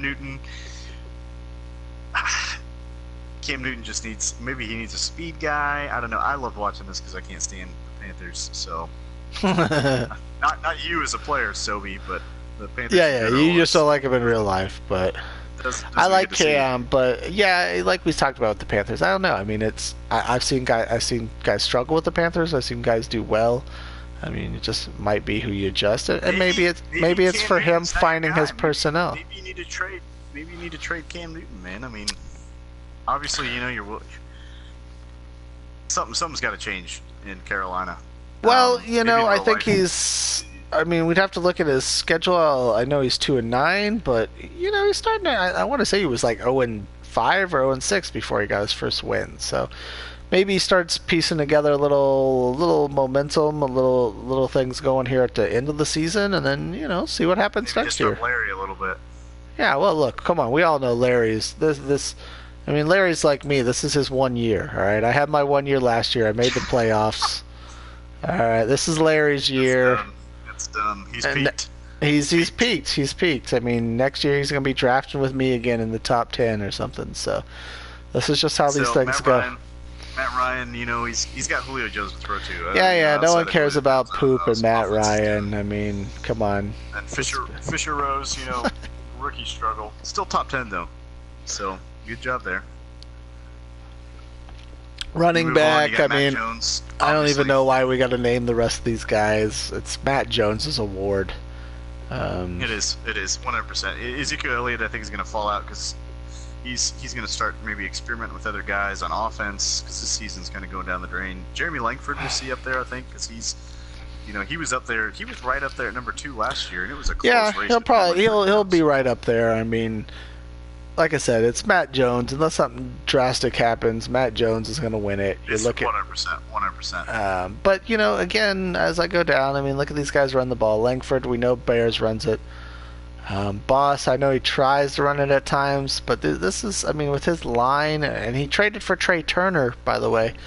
And this is why I also say sometimes I think Madden takes into account chemistry that we don't think about, and you can't equate it because. I mean, look at Boss. He didn't really do much. It was, I mean, and everyone to say, well, we adjust, and I've played you before, but I mean, he didn't do a ton to his offensive line. He actually got better offensive line wise, but yet I feel like he's doing worse with that offensive line, and so sometimes I almost feel like they do take into account trades, and it disrupts, your flow, but. Weird thoughts like that. Again, it's late night, So, but again, we talk about running the ball. Shout out, Poop, number 4 with your running back, Freeman. You're not going to win it, but hey, you're up there, man. I mean, last season and last Madden, we would have never seen you in the running back conversation. I mean, let's just be honest. Foreman, Eagles. We talk about him. He's a beast. That guy's. Good luck with that for the rest of the CFM there, NFC East. He's already a beast, and that guy's only going to get better. Rawls, we know he's good, and then Supa's good with him. He runs the ball. I'd have to look. Has he continued with Boykin, or has he moved back to Russ? I haven't seen it since then, and I haven't seen anything in the chat, so I'm assuming he switched back to Russ. Doug Martin, Moats up there, Carlos Hyde, and then Abdullah. Carlos Hyde's tough to run with. Carlos Hyde is one of those guys. He is tough to run with, man. He is, but I think he is better suited this Madden than he was last Madden. Last Madden was so terrible. Man, it was tough. Well, the differences are, I don't think, I mean, you don't see sometimes with some of the speed the difference, but I think the way things flow are differently. And me and you were talking about this with Henry.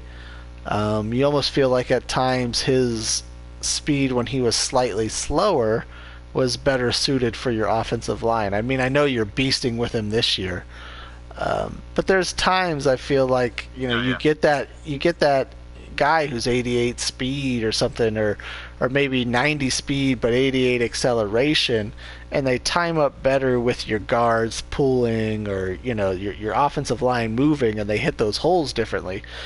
The fast guys are great, don't get me wrong. They can make huge plays. They're game breakers at times. But sometimes you hit that hole with a fast guy and your guard hasn't pulled yet, and you end up running into him or you run into the defender that should have been blocked. And so I think Madden's done a better job of that this year. I mean, I know we criticize them for a ton of stuff, but I think they've done a better job at making guys who aren't 92 speed and up useful. Last year I felt like if you had a guy who was 88, you might as well kick his ass to the curb unless he was like a tight end or something, because you got to watch that in their app too, because it seems like, I don't know what it was. It seemed like the second through like fourth or fifth round running backs were like 92 speed and then 82 acceleration. Like, yeah. I don't know what that trend is about, but watch out for that when you're drafting a running back. But let's move on to wide receiver. Perriman, look at this Perriman. Look at this. Notice this. Almost every single team, besides Poop, has got every guy who's got at least one guy in there. Look at this. Vikings, he's got Perriman. Scroll down. He's got Treadwell, who we talk at about 7. all the time. We got the Saints. We got Cooks and Landry. We got Landry. Doxson and Jackson. We got Beckham and Shepard. I mean, man, these guys can pass the ball in NFC. You guys don't run the ball very well, but man, you guys can kick that. Well, we know AFC won the title last year over Sweets. Who's gonna beat Sweets this year? Sorry, NFC, but I mean, if I'm a betting man here, 16 AFC teams. If I'm a betting man here, I'm not betting on the rest of you. I mean, let's just be honest. Sweets is above you guys right now. He won it last year. He's above you right now. I can hear that. Oh, that's fine. I want to give you guys all the motivation because I want to see turmoil in the NFC. I like Sweets. He's a nice guy, but I want to see different. I want to see a new Super Bowl. I want to see new teams. That's the fun of it. What sucks for you guys? You know what sucks for the NFC? What's that? Perriman's going to win some of these awards, and he's going to have a shit ton of XP. Yep. And his stats are going to go through the roof to match that speed. Because last year... he's going to be on the award another season. Yeah, he is. Because that... Oh, yeah. Watch out, guys. Rest in peace, North defensive backs next season. Yeah, Julio Jones, if you've seen Poop play, you just see he closes his eyes and just hits whatever Julio Jones' route is on. Yeah, it's usually square. Brandon Cooks has been probably one of the best Madden wide receivers we've seen in a long time because of his combination of route running and his ridiculous blazing speed. Well, you time up, and that's something. You time up these guys who are fast. You get Perriman with the Vikings. He's not there yet, but you get Cooks. You get these guys who are 93, 94, 95 speed with the acceleration combo, and you mix in route running and release. You get these guys plus 90 plus in those. You get that route running up even higher, awesome. But you get those guys 90 plus in those, and it's so tough. I mean, zone coverage, obviously you can cover better. But if you try to put a man-on-man on them, even if you've got a top cornerback, the way Madden plays out, they get that release, and, you're toast. It's very tough at times. So... We got Doxson, who's exactly where you expect him to be. And he's a stud, especially after last season he had with him. We could look at him when we get into stats, touch on his player card. His overall already. I know, he's an 87, and so this was a rookie last year, and this is an 87. The dude's a beast. He just makes Landry's plays. Landry's a touchdown machine. We've seen Landry have, 3 touchdowns consistently in a couple games. Beckham's hurt, so Beckham's going to fall off a little bit, which is huge. Treadwell is another wide receiver. You don't look at the overall. He's a young dude, coming out of Ole Miss. I thought he was overrated. Not the greatest stats. He's not going to burn anybody, but he's definitely a great possession, maybe red zone threat. And we've seen him. When you see Perriman, you say, "Hey man, he only had 30 yards. I wonder what happened." And then you look down and you see Treadwell, and he's got 8 catches for 160 yards. Yeah. I mean, so he's got weapons. He's got weapons for that young quarterback that's not Bridgewater. So if you need a quarterback, you might be looking at Teddy Bridgewater on the block next year. Yeah, with Deshaun Waste. Jackson, his old ass keeps producing because, I mean, if you watch, let's just say, if you're going into the second half and there's 6 seconds left, and any normal person is just going to run the ball out. Let me tell you this: when you're playing sweeps and he's on his own 20-yard line, and he comes out in a 4 or 5 wide receiver set, and you think, wow, he's probably not going to bomb it. Yes, he is, and he's going to Deshaun Jackson. Okay, can we get that out? Did he do this again that I missed? Or are we just talking about that play from last year? Look, I mean, if anyone comes out in a set like that, I'm expecting you to throw it as deep as you possibly can. I mean, that's just basically what it is.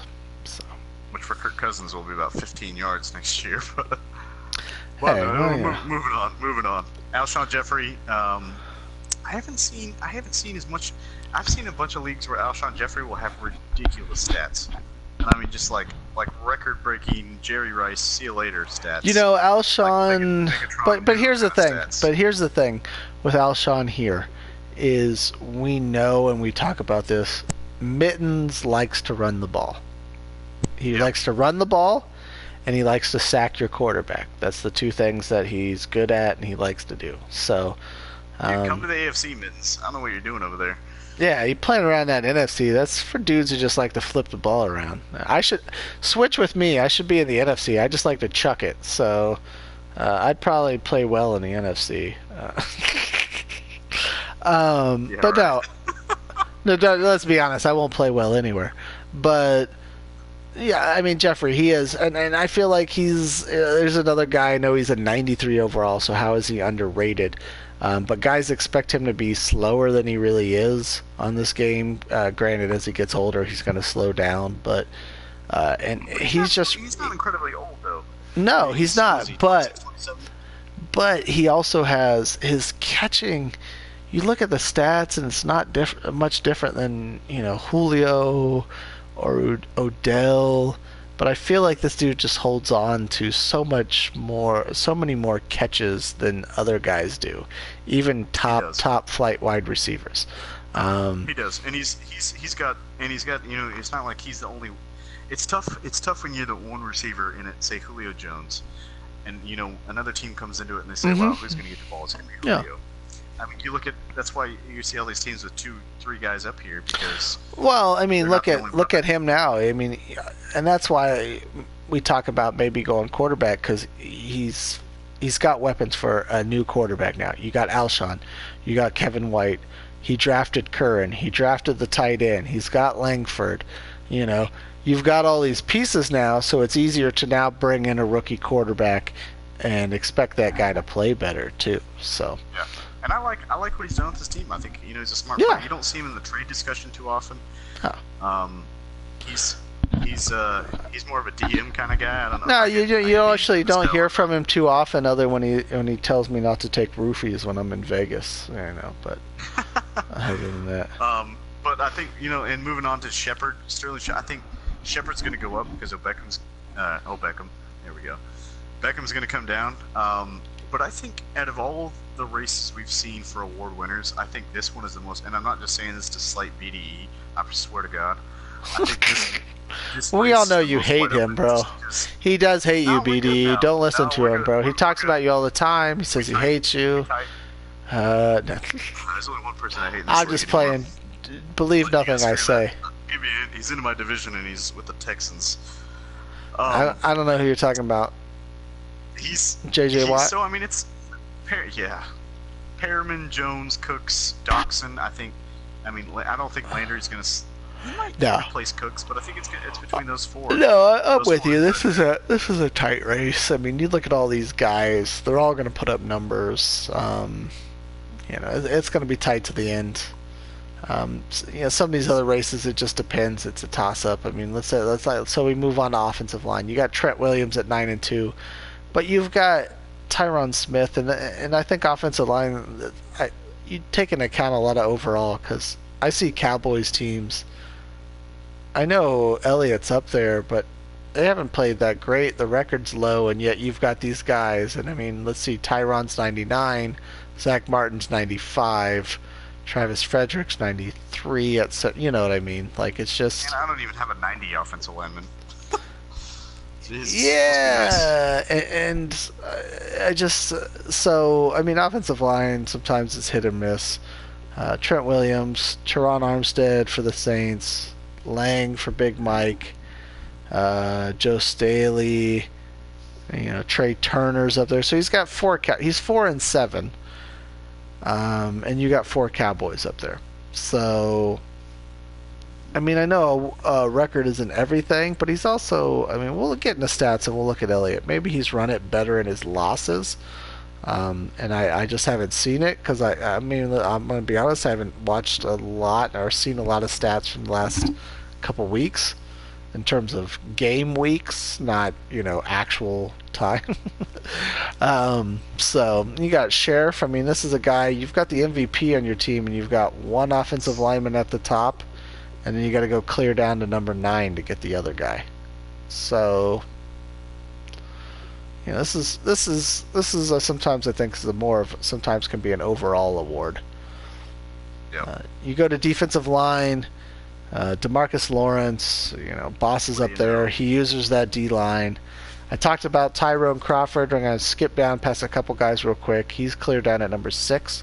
So obviously he's still getting some moves on that line. You go to 2 at Cameron Jordan. This dude Harris Akins, look at that. Akins, the rookie, he's right there. You got look at your old teammate Derek Morgan. Gosh, that was a bad trade, guys. Gosh, that was a terrible trade you made.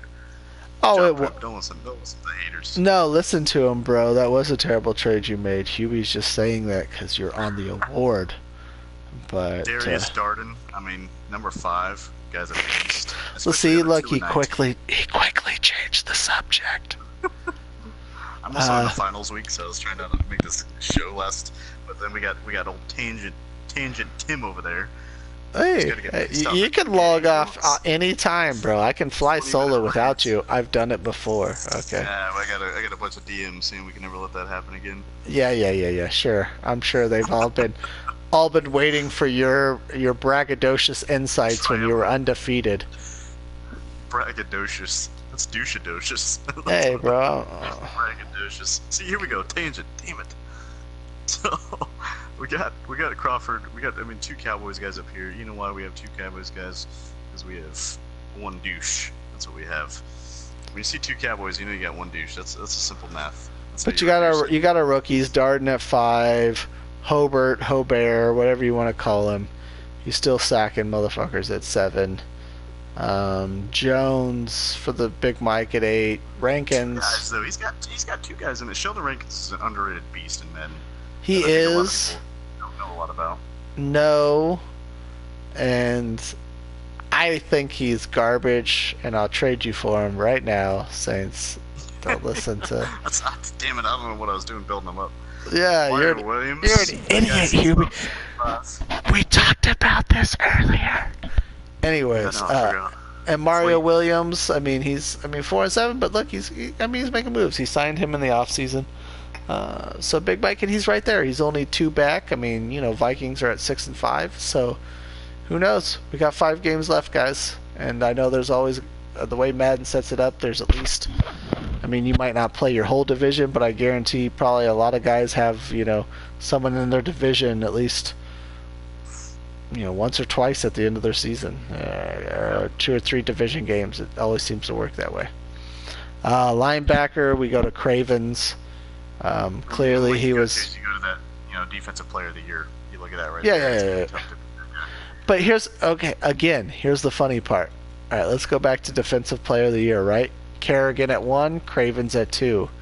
Go to linebacker, Cravens at 1, Kerrigan at 3. What the fuck? How does that even make sense? I don't know, man. Maybe he's got him playing different positions. Look, you're really good at defense, and I think you should get that. But you're not as good of a linebacker. Anyway, so you got Cravens, you got Sean Lee. You got a bunch of NFC East players is what you have. Kerrigan, Hicks. I want to say he lost Hicks. I thought I saw him mention something about how am I gonna handle it without Hicks or something. Because I know he likes User and Hicks. I know he likes User and Hicks from playing him. The most random middle linebacker in the league. That's because he likes to either user him and drop back, or I caught a glimpse of a game or two. That, or otherwise, I guarantee you, you better watch out for Floyd to come right up that gut and hit your quarterback in his gut, basically. We got that another safety hybrid, DM Buchanan out of Wazoo. Bobby Wagner. You go to the Niners, and look at that, Lynch and Bowman. So he's still balling out with his linebackers. And then Malcolm Smith. Go Malcolm Smith. Look at all these former Raiders succeeding this year. Good for you guys. There's at least something on this team. We got Poop, Desmond Trufant, doing good with Desmond Trufant. I mean, I'm sure that's probably CPU because Desmond Trufant is a beast. He's on the IR for the rest of the year in real life. Rest in peace, you. Oh, I know. I like Trufant, but yeah, he's a beast. First of all, he's a beast on this Madden. He's really solid in real life. Yeah, it's CPU. Clearly, you're not usering Trufant. I mean, and maybe you're switching if to you him. Are, teach me what you're doing. I was gonna say maybe you're switching to him at the end or something on a pick, but you shouldn't. You got a top cornerback. You're an idiot if you're using unless you're you're most the incredible user I've ever seen. Because that dude's gonna do his own thing and he's gonna do just fine. You know, you're better off using the lesser player, obviously, because his skills aren't as good. Look. Trufant. No, you can keep Trufant. I'll be nice. Just send Heath. Sam Shields right up there. So Shields is balling out for the Packers. Big Mike, look at that, number 2. Slay at number 3. We got Clinton Dix at number 4. So 2 guys in the top 4 at DB for Big Mike. He's getting it done back there, and he's been on a 3-game win streak. So who knows? I mean, 5 games left. I'm going to continue to say it. Probably say it. The division leaders on a 3-game losing streak as well. I'll probably say it 12 more times tonight, but good division race. Will Cox and Skandrick. He's like Sean Lee. He's benefiting from that 89,000 point game versus the Chiefs or whatever Boss ran it up to. I don't know. It was. You got a suspension for that game. Amos, Jimmy Ward, and then Norman and Hill, which I want to say he has. Does he still? I think he moved Norman to safety. Did he? But maybe not. Maybe Norman's still a DB. I can't remember because I've seen guys. Stephen Hoshka, best kicker in NFL. Yeah, right. Get out of here. Stop with your homerism. All right, we're going to move over the stats. We only got about 3 more hours, guys, so thanks for tuning in. Now we'll move over to stats, and then we go to passing. I mean, yardage-wise, we look at it. There's Breeze, 3,100, 3,162. Matthew, 4 verticals. Stafford, with 3,103 yards. Eli's been making a lot of those Eli faces this year, though, I feel like. In Madden, at least. He's had some tough ones. Kirk Cousins, Andy Dalton, I mean, yardage-wise. And look at this. Let's see. We got 1, 2, 3, 4, Well, there's actually a fairly good mix in terms of yardage between the AFC and the NFC. We go to attempts. 370 for Dalton, 359 for Stafford, 339 for Breeze. Well, I know Bengals have had a lot of Sims. Sims, I've talked about it before, but Sims always tend to throw the ball way more than they run the ball. I mean, even if you've got your scheme, you could change your scheme and set it at power run, and you'll have 30 passes and 18 runs. I mean, that's just the way it goes. So, Cousins, Manning, Cutler, Prescott, Palmer, Luck. Of course, he's chucking the rock. Let's move over to TDs. Stafford, 25 TDs, 17 picks. Now, I mean, this is a trade. He sent, I want to say, a first and a second. I'd have to look back and bring it up. Let me see, but I want to say it was a first and a second to the Lions for Stafford. And I know some guys kind of weren't sure about it in the chat. I mean, I thought it was a good deal for him because Stafford, which we can click on here. I think you're the only one that thought it was a good deal, and you convinced everybody to say it was a good deal. I didn't convince anybody anything, I'm man. just saying, if you're trying to get a trade across, all you got to do is pull some strings and talk to old Trick here, because he'll come in with this old man suave. Be like, hey man, Look, this is actually a wonderful deal. Look at this. You should let this guy do this. No, I don't always think. But it's a good idea. Look, I'm a grown man, but I'm gonna let some other grown man easily influence me. Yeah, that sounds like a great deal. Anyways, y'all grow some nuts if that's the problem, okay? Anyways, no, my point is, a lot of times I'll come into the trade chat merely because I think sometimes, and me and you have talked about this, everyone has a tendency to look at a trade from what would I do? And that's not always the perspective as a trade committee you need to have. It's not my job. Maybe would I trade such things? No, not necessarily, but, it's your team, Look at the NFL. Belichick makes a trade that people knock, and then it ends up working out 2 years later. Great for him, and no one says anything. Or, these are just the way things play out. I mean, to me, you got a guy, which your biggest problem with regression is throwing power. They usually don't take away accuracy. I just have Matt Ryan in another league. He lost throwing power, and other than that, they thought, a 33-year-old quarterback, let us take away spin move, juke move, trucking, all those great running back stats. Detrimental Oh, yeah. Losses. So you've got a guy with 98 throwing power. So over the next 4 seasons after this one, he might. So after this season and 3 more, he would be down to 90 throwing power. He's fine for the rest of the CFM as long as you keep his accuracy up, which with quick development and 4 verticals, you should be just fine. So that's why I didn't have a problem with it. And I also value a top quarterback. I know some guys don't, but I feel like Let's say, long story short, it's working out for you. I mean, we joke around the 4 verts thing a lot, but I mean, what else would you have had? You would have had maybe Fitzpatrick. Whatever else. It's worked out well for you. You would Smith. not be 6-5 right now if you didn't have Matthew Stafford or a top rookie quarterback. It just wouldn't have happened for you.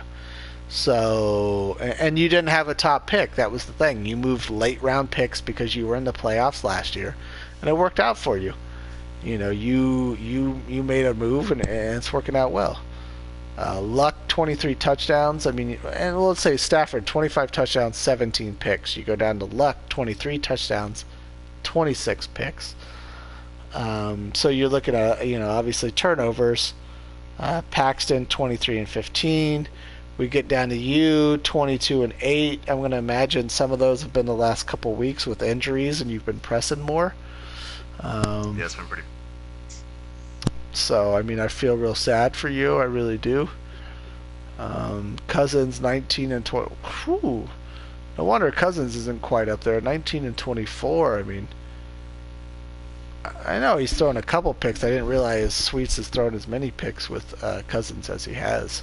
I gotta say, it's the fact that he's 9-2 with that many picks. I mean, I'll look at the turnover differential in a little bit, but man, that's tough. Good for you. Pagan, and so look at that. That was a guy. He was struggling early in the season, and that's the thing. Let's look at his player card real quick. This is a guy. He was struggling early in the season. We look at the green. I know you see speed and acceleration.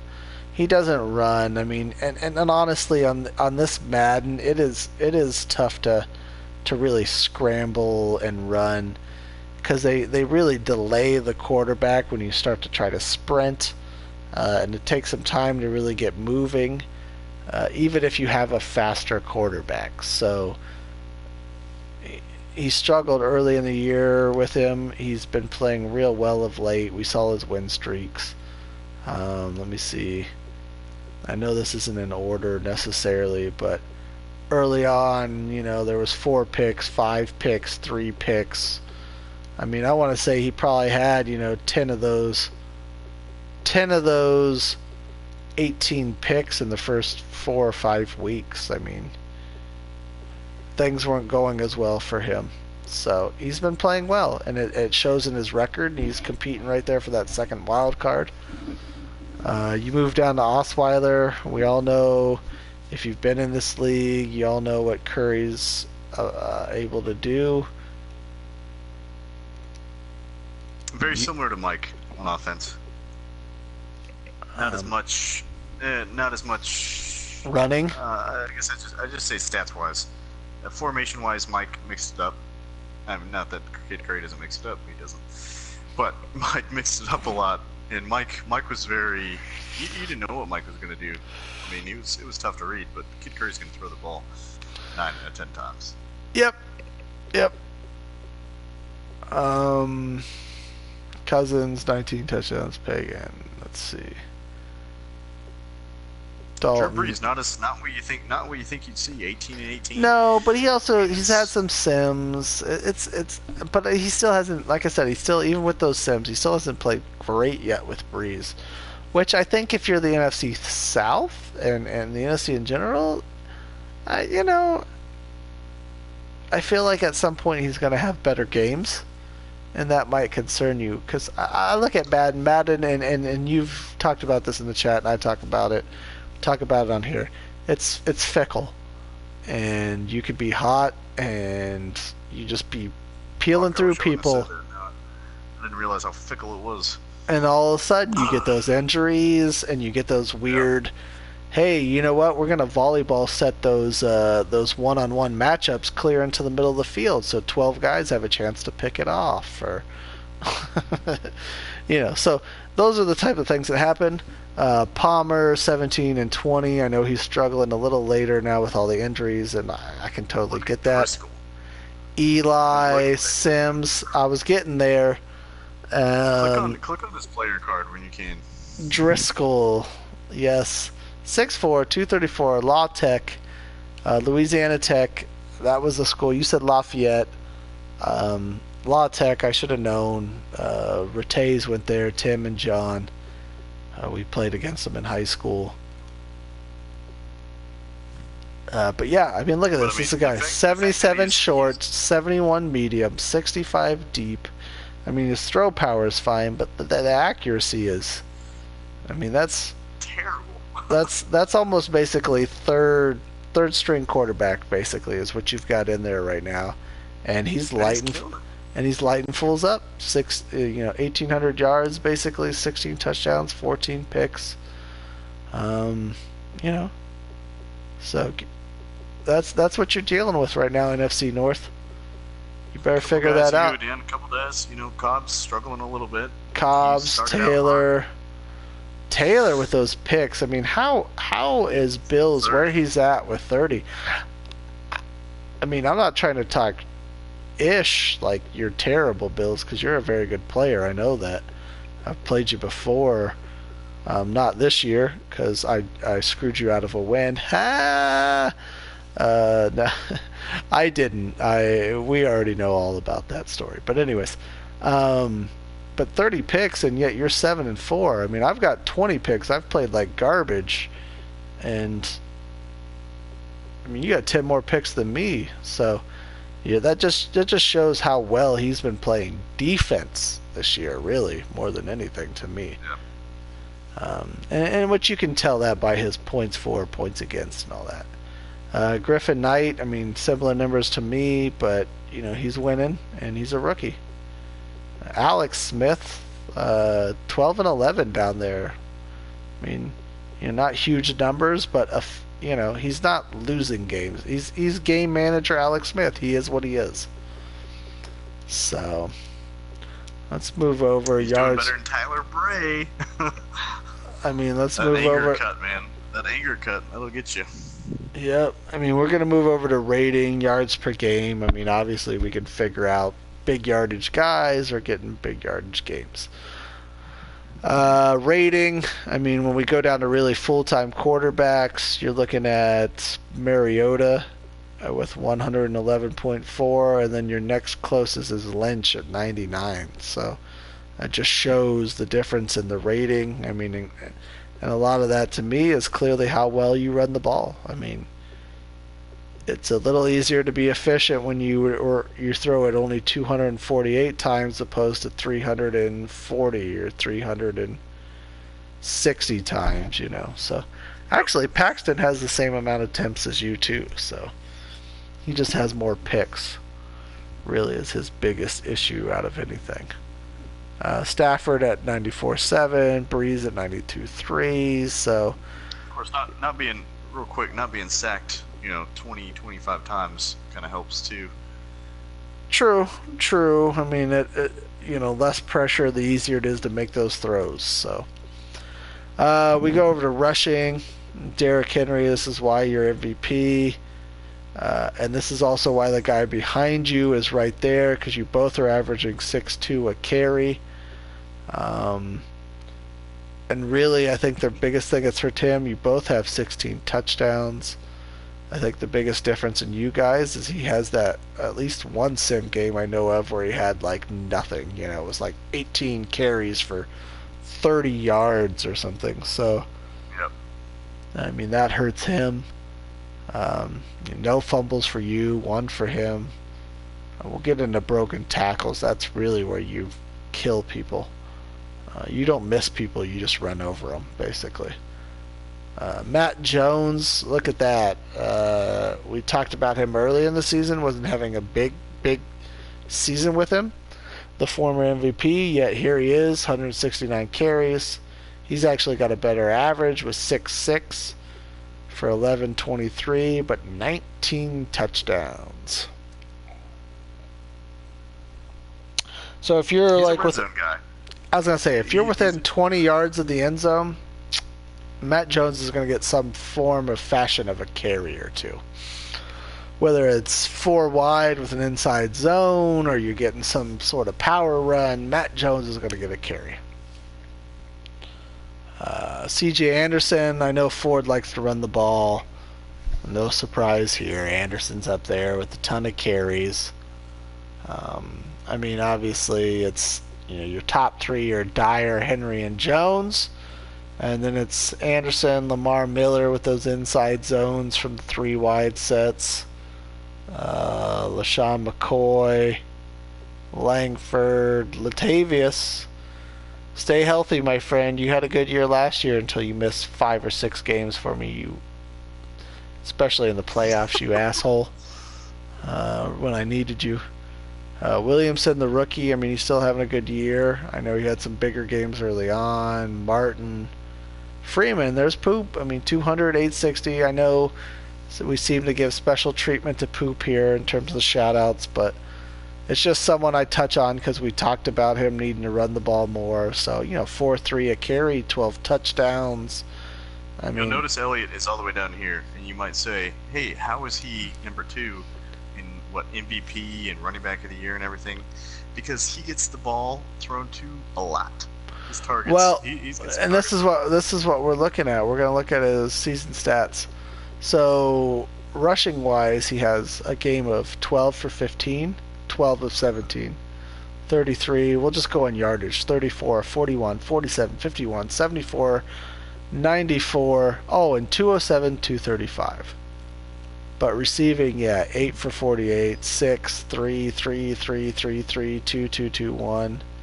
I mean, it's, you're getting a lot of he's already got 34 catches this season for 304 yards and 4 touchdowns. It's So, more than any active receiver I have right now. all right, we'll move over to receivers. And, ooh, I didn't realize AJ right up there with the top in receptions at 74.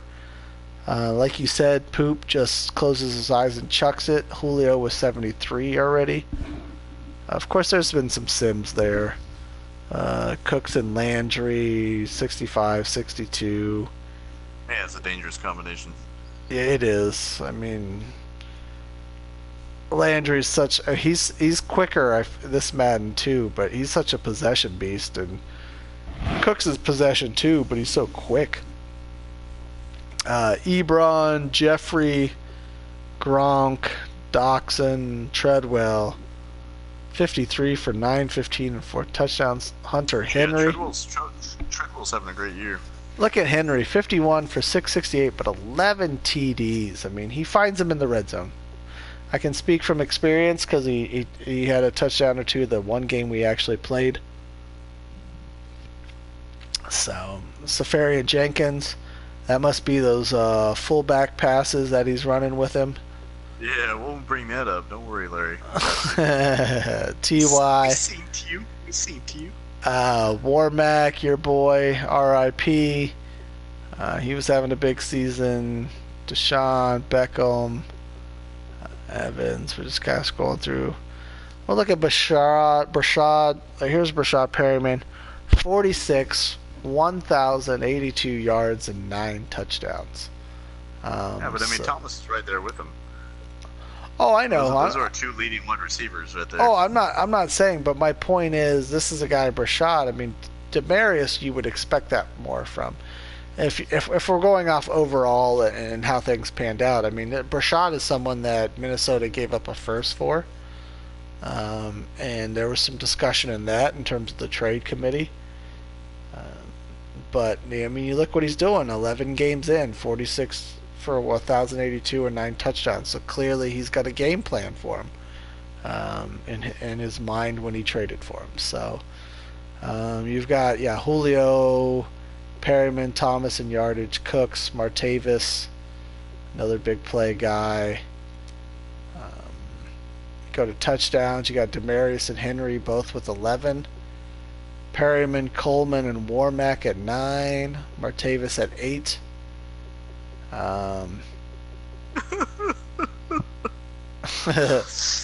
Crabtree, 7 touchdowns for Crab. I mean, in terms of the yardage, the big plays, it's not as much there, but 2 catches less at about 300 yards less and a touchdown less than Martavis. So, I mean, James has been working him. Cooks, Hopkins, Hilton, Doxson, all with 7 TDs. Diggs, Shepard, Fitz, Hearns, Dorsett, Ty, to see Lockett. Diggs on there with what we've already seen from Treadwell and Perryman, like, man, that dude is throwing the ball down there. Oh, Diggs had 6 TDs. Treadwell had 4. Perryman with 9. So there's 19 TDs through 3 wide receivers. Let's see. We'll go over to. We'll skip blocking. Well, let's go touch. Let's see who has the most sacks. Left tackle for Patriots, Solder. Rimmer's the right tackle. Jake Fisher, Winston for the Broncos. Buck Veldier for the Seahawks. Gilliam, Collins, Tunsil. So, you always kind of look at that, see where people are getting pressure from. Tackles, I'm not surprised Deion Jones is up there with the Sims I've had. I mean, Sims always net you 15 tackles or 20 tackles for your linebackers. So, these these guys have probably had a few more sims for the most part, so I'm not surprised there. Tackles for loss, J.J. Watt 25, No surprise there. No Aaron surprise there Donald whatsoever. again The top two 22, guys. Ryan Shazier 18. So I mean he's getting in that backfield with him. Kawan Short, now a Falcon, with 18. Harrison, Mario Edwards for me with 17. He's actually been one of the few bright spots for my team. Alonzo and Sue both right there. Cavell Connor and Perry for the Packers. So guys that are getting pressure. We go to sacks and you got Lawrence for the boss and his D-line cheese. 11 and a half. JJ Akins and Jamie Collins, who've had Sims. I don't really take him into account. Oh, and Derek Morgan, all with 10 sacks. So your boy Morgan just didn't like Tennessee, huh? He wanted to get into Atlanta. Apparently.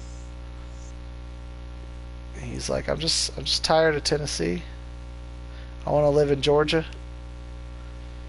Cameron and Crawford with 9.5. Darden, oof, 9 sacks, 42 tackles, 12 tackles for loss. So, I mean, that dude's just a beast, though. Yeah, I can't help but bring this card up again. I'm just curious where he's at. I mean, he doesn't have any. He doesn't even have any.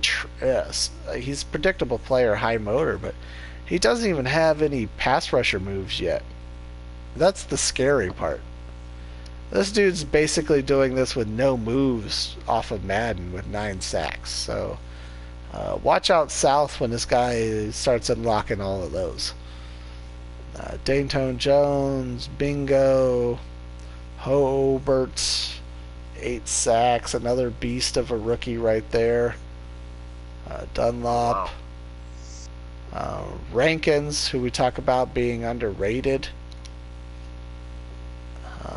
Look at that. I can see TC, you're doing the same thing I did with him, which is boost his finesse moves. You get that, and he's a savage up front. Well, there's our answer right there. Joe Hayden, 64 tackles, 3 tackles for loss, 9 interceptions. Okay, I was gonna say, are you on the INTs? Is that where you're at? Yeah, I was over the sack thing. Yep. I mean, and you look at that, yeah, exactly. And no wonder why. I haven't really. I think I've just been focused on Nielsen because he was he's the number 1 pick. You're always keeping your eye on that guy. And let's just scroll down. I know he's down here somewhere. So Nielsen has 53 tackles, 4 tackles for loss, and 6 picks. And you're like, wow, that's a hell of a season for a DB. Yeah, well, his counterpart has 9. So you've got your 1 and 2 DBs with 118 tackles, 7 tackles for loss, and 15 picks. That's a pretty good year right there out of your top 2 DBs.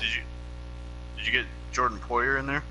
I'm not. I said your top 2 DBs. I'm not even taking into account anybody else. That's another 6 picks. It's like, come on, man. Exactly, and I'm not even taking into account anybody else. I'm just the fact that you can match those guys up on the corners versus wide receivers is always a good peace of mind to have. It makes your play calling a lot more flexible. You feel like you can do anything. If you want to blitz 8 guys, so be it. So Stewart. 7 picks for Ford. Trufant, 7 picks. Sam Shields, 7 picks. You go down, Wilcox, Sean Lee, both 6. Harris, Clinton Dix, Perryman, Ward, Scandrick, Slay, Correa, Baird, Poyer, Denard, Brown, and Nielsen all had 6 picks. So there's a lot of picks out there. This year there's been a ton of picks thrown. I mean, we even look at guys. I mean, we just looked at Kirk Cousins. You got a guy like Sweets who's been balling out. I mean, we're gonna go back real quick and just look at passing, but I'm gonna go to 0 and then scroll up and see. I mean, our biggest guy is really you with 8. And then you've got Newton with 9, Bortles with 11, Winston with 11. So basically most everyone else is averaging at least a pick a game. I mean, that's what you're looking at. All right, we did defense.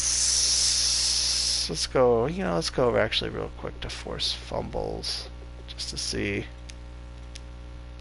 Oh, well, that's a lot of Sims. Cameron Jordan 4, Newell 4 for the rookie. Alan Bailey 3, Lawrence 3, Jones, Harold. I mean, it's hard to say. Some of those were forced. Might have been more Sims, but there's some good forced fumbles, TDs. Orlando Scandrick with 3. Boss. Yep. Well, 2 of those in that 800-point game he put up. So same with the other 2 for Lee. So. But there's Pennington, the rookie for Ravens, 2 touchdowns. Correa, second-year guy with 2 touchdowns. So, that's always good to see. For your rookies, at least. This against the Titans on a sack strip fumble. That was bullshit. Yeah, it's good to see. We go to punt return, or kick return, and somehow Carlos Williams returned a kick for a touchdown. This stuff doesn't always show because, I've got... I'm sure other people have noticed too. Like sometimes your kicker stats don't show up. Yeah. I don't even. Stuff is messed I'm not even. Well, catches allowed usually is only really based on sims. They don't really, and it's weird. And I think sometimes after you sim a game, then sometimes they keep those stats. Kicker awards. Sometimes I've heard what happens if you kick, and then you get a sim. It erases that basically and just starts keeping stats from there. So when it comes to just regular kicking and punting, I pay no attention to those. I've got not Byard, Dodd with 5.5 sacks, but on my team it shows he's got 5.5 sacks and a strip sack. But on the stats after a game one time, it wasn't coming up that he had the touchdown, and I was like, what? So I don't know if that goes into the actual accounting of the awards, and I'm sure I'm not the only one this happens to. I don't know. It's just another hit record. Yeah, you suck.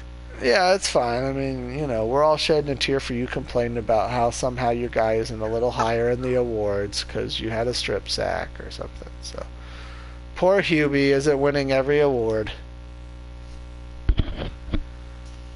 Kick returns.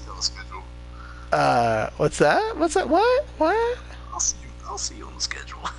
You did, and I won. You remember that game? Well, yeah, was it week one last year? I don't remember what week it was, but I do remember it was a W. So chalk it up. Carlos Williams, that one baffles me with a touchdown. Dorsett, I can see. Peterson, I can see. Irvin's a returner. I'm sure these other dudes are. I know McBride's a speed guy. I'm pretty sure McCarron's is too. So. Carlos Williams, 96 yards, I imagine, was his touchdown. That's get some good blocking. Punt returns. Bird, there's another speed guy for the Vikings. So I see you, BD, with that speed. Lamar Miller with a punt return for a touchdown. Yeah, it was against me, and I was being a bitch, and I pulled guys off him. It was one of the games. It was already out. He made a break, and I switched guys to him. He did something you figured was cheesy, and so you just cried about it. No, he was fine. I was just bitching about it. I'm just kidding. So Fenderson has a punt return, speed guy, 94 speed, 90 excel. Patton, he's not a super speed guy, but I know he's got good return skills. Let me look at this. McCarron's, yeah, he's 95 speed, 94 excel. I mean, let's be honest. You get these super fast guys on the punt returns, kick returns, punt returns especially, because you can get them. You get a kick to one corner or something, and you can get them outside of a one or two guys, and you're gone. I mean, it's just, it's not fair at times. So that's our stats. I mean, we can kind of see why our awards are where they're at for the most part based on it. Obviously, sometimes we get Madden with their fuckery, and you've got a guy who's winning, rookie of the year, offensive player of the year, but he can't win running back of the year, or some weird stuff like that. Um, what else do we want to touch on here? You want to touch on injuries? Not. I mean, next time we will definitely go over. We'll have a better idea because I think the next time is probably going to be not till next Monday or Tuesday. Yeah, I mean, for all you guys who are going to watch either tonight or, well, we have no one watching tonight. I've got one viewer, and I feel like it's probably just you clicked on, or, Twitch just making me feel good about myself. I mean, YouTube. I mean, ultimately, we're going to have a show probably either, well, you're basically busy, so it most likely will be just me, and I'm going to say probably Monday night. I don't get back from Vegas till later, not late. I mean 6, 7 my time here Monday, but or Sunday. But I doubt I really want to do a show Sunday night.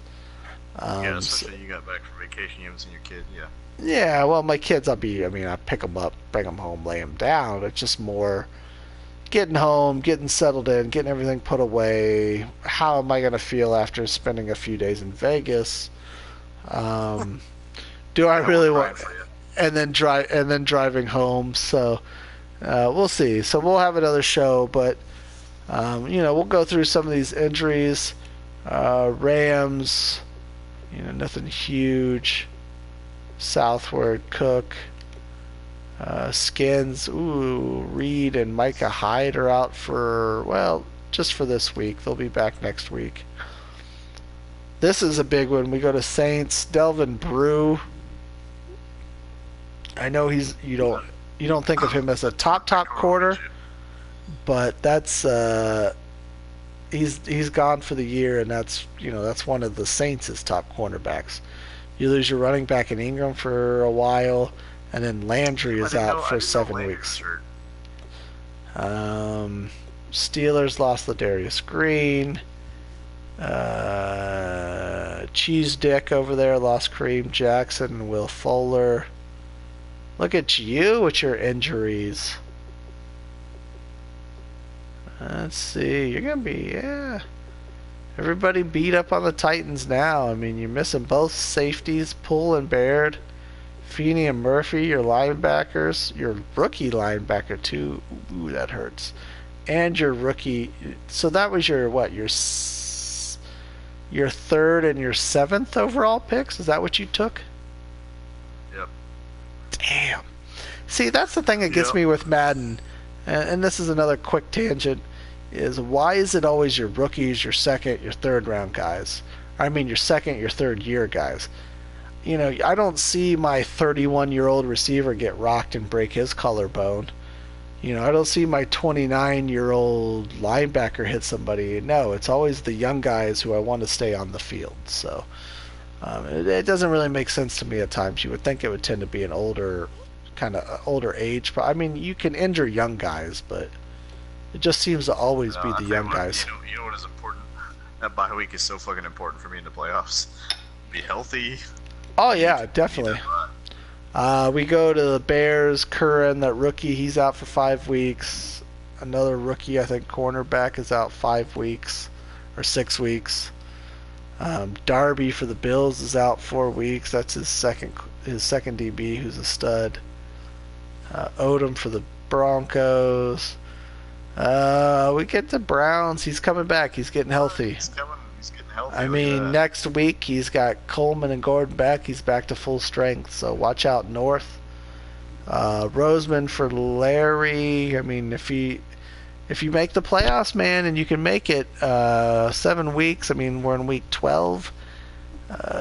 He would be back in time for the conference, maybe the divisional, depending on how they do it. So Michael Floyd, we talked about that. Barry, Tyreek Hill, we've talked those. Escobar for Boss. Jordan Hicks, yeah. So he's out 6 weeks. I thought he mentioned it. So he is. I know that's a guy he liked to use her. So he's out 6 weeks. Vic Beasley. Yeah, well, that must be this year's injury. We get over to the Niners. Yep, there you go. Pectoral, 22 weeks. He's out. Ray Armstrong. Beckham, torn pectoral. That must have been the newest, like, last patch or this patch update. Everyone's complaining about the collarbone and the elbow, so let's throw in a torn pectoral muscle. Um, 28 weeks. Fuck out of here, Madden. And again, look who it is. It's Beckham. I mean, this stuff never happens to your second tight end. It never happens to your fourth string wide receiver. It's always your top guys, your young guys, the guys you want on the field. I mean, I get injuries happen to those guys in real life, but I feel like Madden, they tend to pick those guys out a little bit more so. Goodson and Thompson, Mickey with the Jags, nothing. Decker, we know he's out. Jets kind of misses him, even though he's slower. He knows that's his go-to guy as that almost tight end route and that four verts that we joke with you about. Lions, man, Lions hurting too. Bernard, you just sent him there. Good night, Bernard. You're not playing. Jarius Wright, and his quarterback's out. So that we'll see what happens. I'm not sure if his quarterback's been out for a little bit. Obviously, I've been out of the game for a little. Like I said, just busy. I was talking to Hubie about this before, but just busy between the holidays and leaving for Vegas, trying to cram a bunch of stuff in work-wise. So I don't know. Maybe that's why he's on the 3-game losing streak, because he lost tonight. But that doesn't help. Packers healthy. Panthers, Benjamin, Tevin Coleman. Hey, good for you. He'll be back next week. I know he traded for him. I think his second carry, he was out for like 4 weeks or something. So, That's tough. yeah. Chung for the Patriots, and then that's it. So that's what you're looking at injury-wise. Is there anything else you want to touch on before we call it a night? Or morning at this point? Hey guys, make sure you get a fullback on your roster. Make sure your fullback is on your depth chart as a number 1 on your fullback, because there has been an incident. He's one of our newer guys that did it, one of our less experienced guys. Kind of one of our guys. We kind of breaks the rules a lot. You kind of got to watch. Not a big deal because he's not really that good of a user, so it doesn't affect you that much. But Larry, old Riggs with the bloop. It came to my attention through one of you fine PIs out there who's not even an admin. So good looking out. Thanks for watching our back.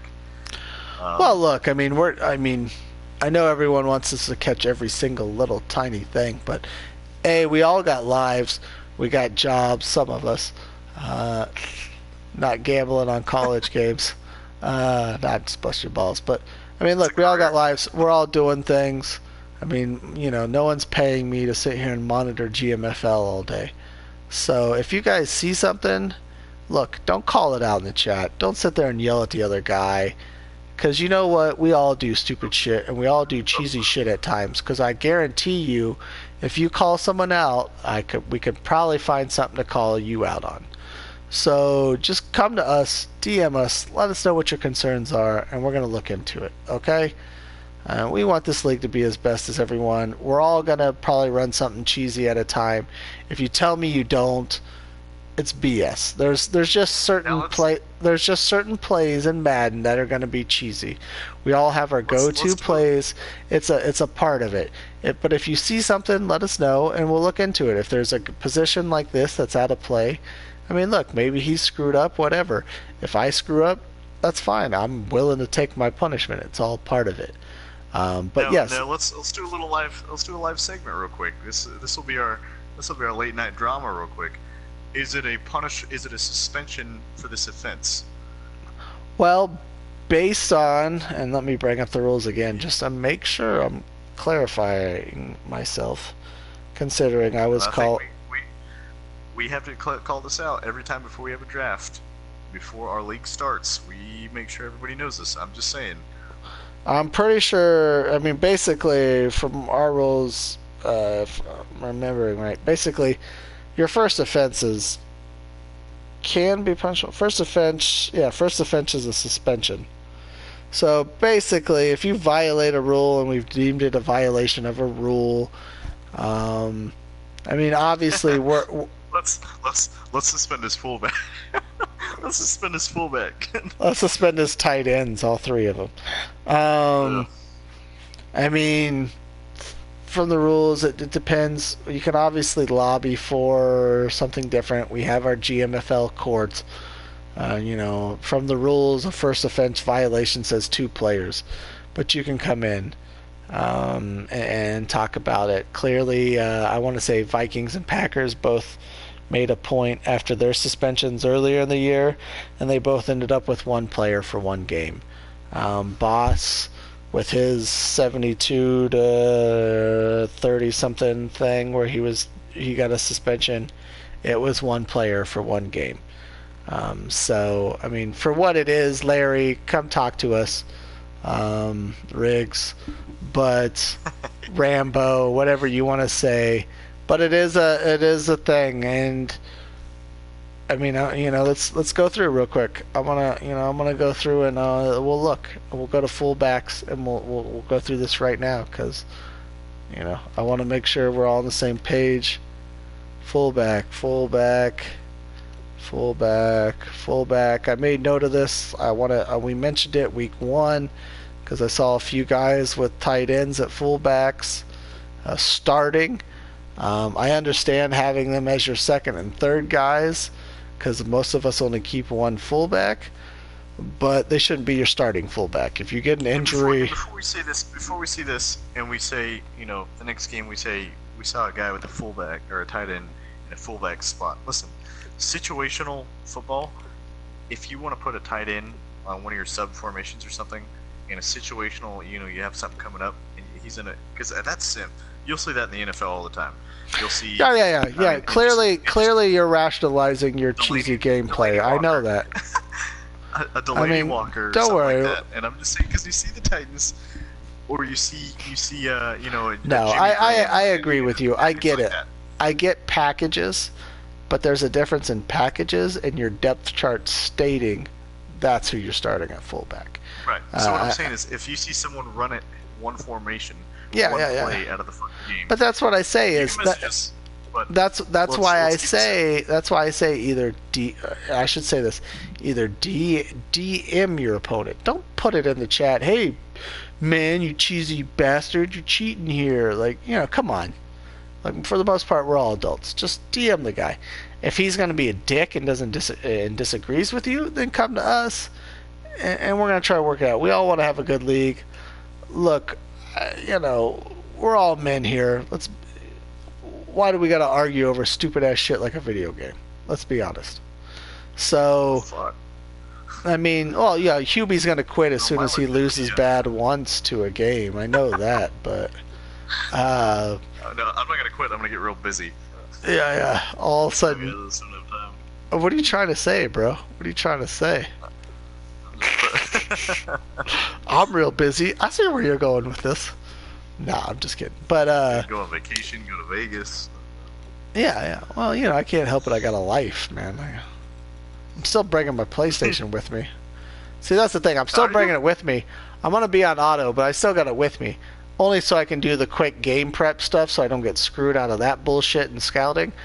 But I'm going to be gone. I'll come back and do that. He's got time to do his game prep, but no time to play his game. Yeah, do you know what my game prep consists of? Picking my things with gold medals and choosing sim. That's what my game prep consists of. I'm pretty sure loading and powering off my PlayStation is going to take longer than me actually participating in Madden activities. The same result you get, you play a game too. Well, pretty much. I mean, why? I packed it in weeks ago, bro. You just catching on to this? Come on, get out of here. So it looks like everyone's good now in fullback. I can see Riggs fixed his. I mentioned it week 1, so there will be a suspension. Jameis Winston, Mike Evans, Vernon Hargraves, Gerald McCoy all out for 4 weeks. That's just what I heard. That's the rumor of the street right now, and Uh, especially since you got that sneaky sim win by me, yeah, I think we actually, could you bump it know up to six what? wins. I mean, we're probably just gonna have to boot you, I think, at this point, Riggs. But Well, I think the only fair thing is to send Mike Evans to the Jets. yeah, no, I think that's fair. I mean, he'll work out well. Slower receiver Yeah, who can he'll jump get up and grab that 400 vertical lob. touches. Yeah, him and Eric Decker are perfect Man, we're together. just hating on Jets and Bucks this week. We love you guys, man. I just give you a hard time because it's fun, and I know you guys will give me shit tomorrow in the chat. Yeah. Guys, Um, don't take it seriously because the there's person we other really guys. hate I'm is pretty sure I could. injured. I'm So pretty sure I could tell Conan I hate him, and I might not even hear from him in the chat. So, come on. I gotta do things to elicit a response here. I'm an internet troll. Let's do this. Come on now. like Um, you said, we're grown men. yeah, we're grown men. We're having fun here. This is fun. We're having fun. Anyway, so that's what we're looking at, guys. Keep it up. Have a good weekend, and hopefully come back. Let's see, we advance tomorrow night or tonight, technically, Thursday, and we'll advance again Saturday. So by the time we have a show, we'll be in week 15. So I think we'll probably be working up a mock for you guys based on at least maybe the top 5, if not top 10, come for next show. Hey, and start thinking of we're gonna have awards, personal awards. We're gonna have newcomer of the year. We're gonna have GM of the year, and I know who Pro is voting for. Start thinking of your awards. Can't Disappointment vote of for the year. yourself. We all know that. Yeah, Pro. Unless it's most disappointing, so I can vote 37 times for myself. Yeah. Well, I mean, my vote's going to Dustin every time. He just disappoints me in general, but. Wow.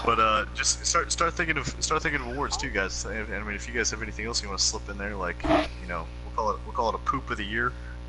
Most average player in GMFL. We'll call it the poop award. I'm just kidding, poop. Well, You're worse than average. he's gonna appreciate this, and this is for Hubie. Are we gonna come up with the Riggs Award, the team that really personifies 7 and 9? And we call it the Jeff Fisher Award, the team that personifies 7 and 9 the best this season. Is that what we should call it? One of those teams that comes up in every year and says this is our year, and hey, he's 8-3. he finished 7 and 9. It's the Jeff Fisher Award, ladies and gentlemen. Somehow this guy got a contract extension. Inside Admin Award. Yeah.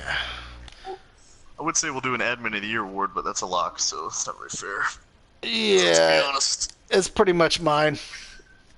I was gonna say I got BDE and Kid Curry's vote all day. You said admin. You didn't say actually admin team of the year. You just said admin of the year. So we know you're not winning, clearly. Anyways. Man of the people. Yeah. Oh, yeah, definitely. Anyways, well, thanks for tuning in. I know no one actually watched, so that's awesome. But you guys have a good day, a good weekend. I'll try not to think about you while I'm getting smashed in Vegas this weekend. And other than that, I'll holler at y'all later. Peace.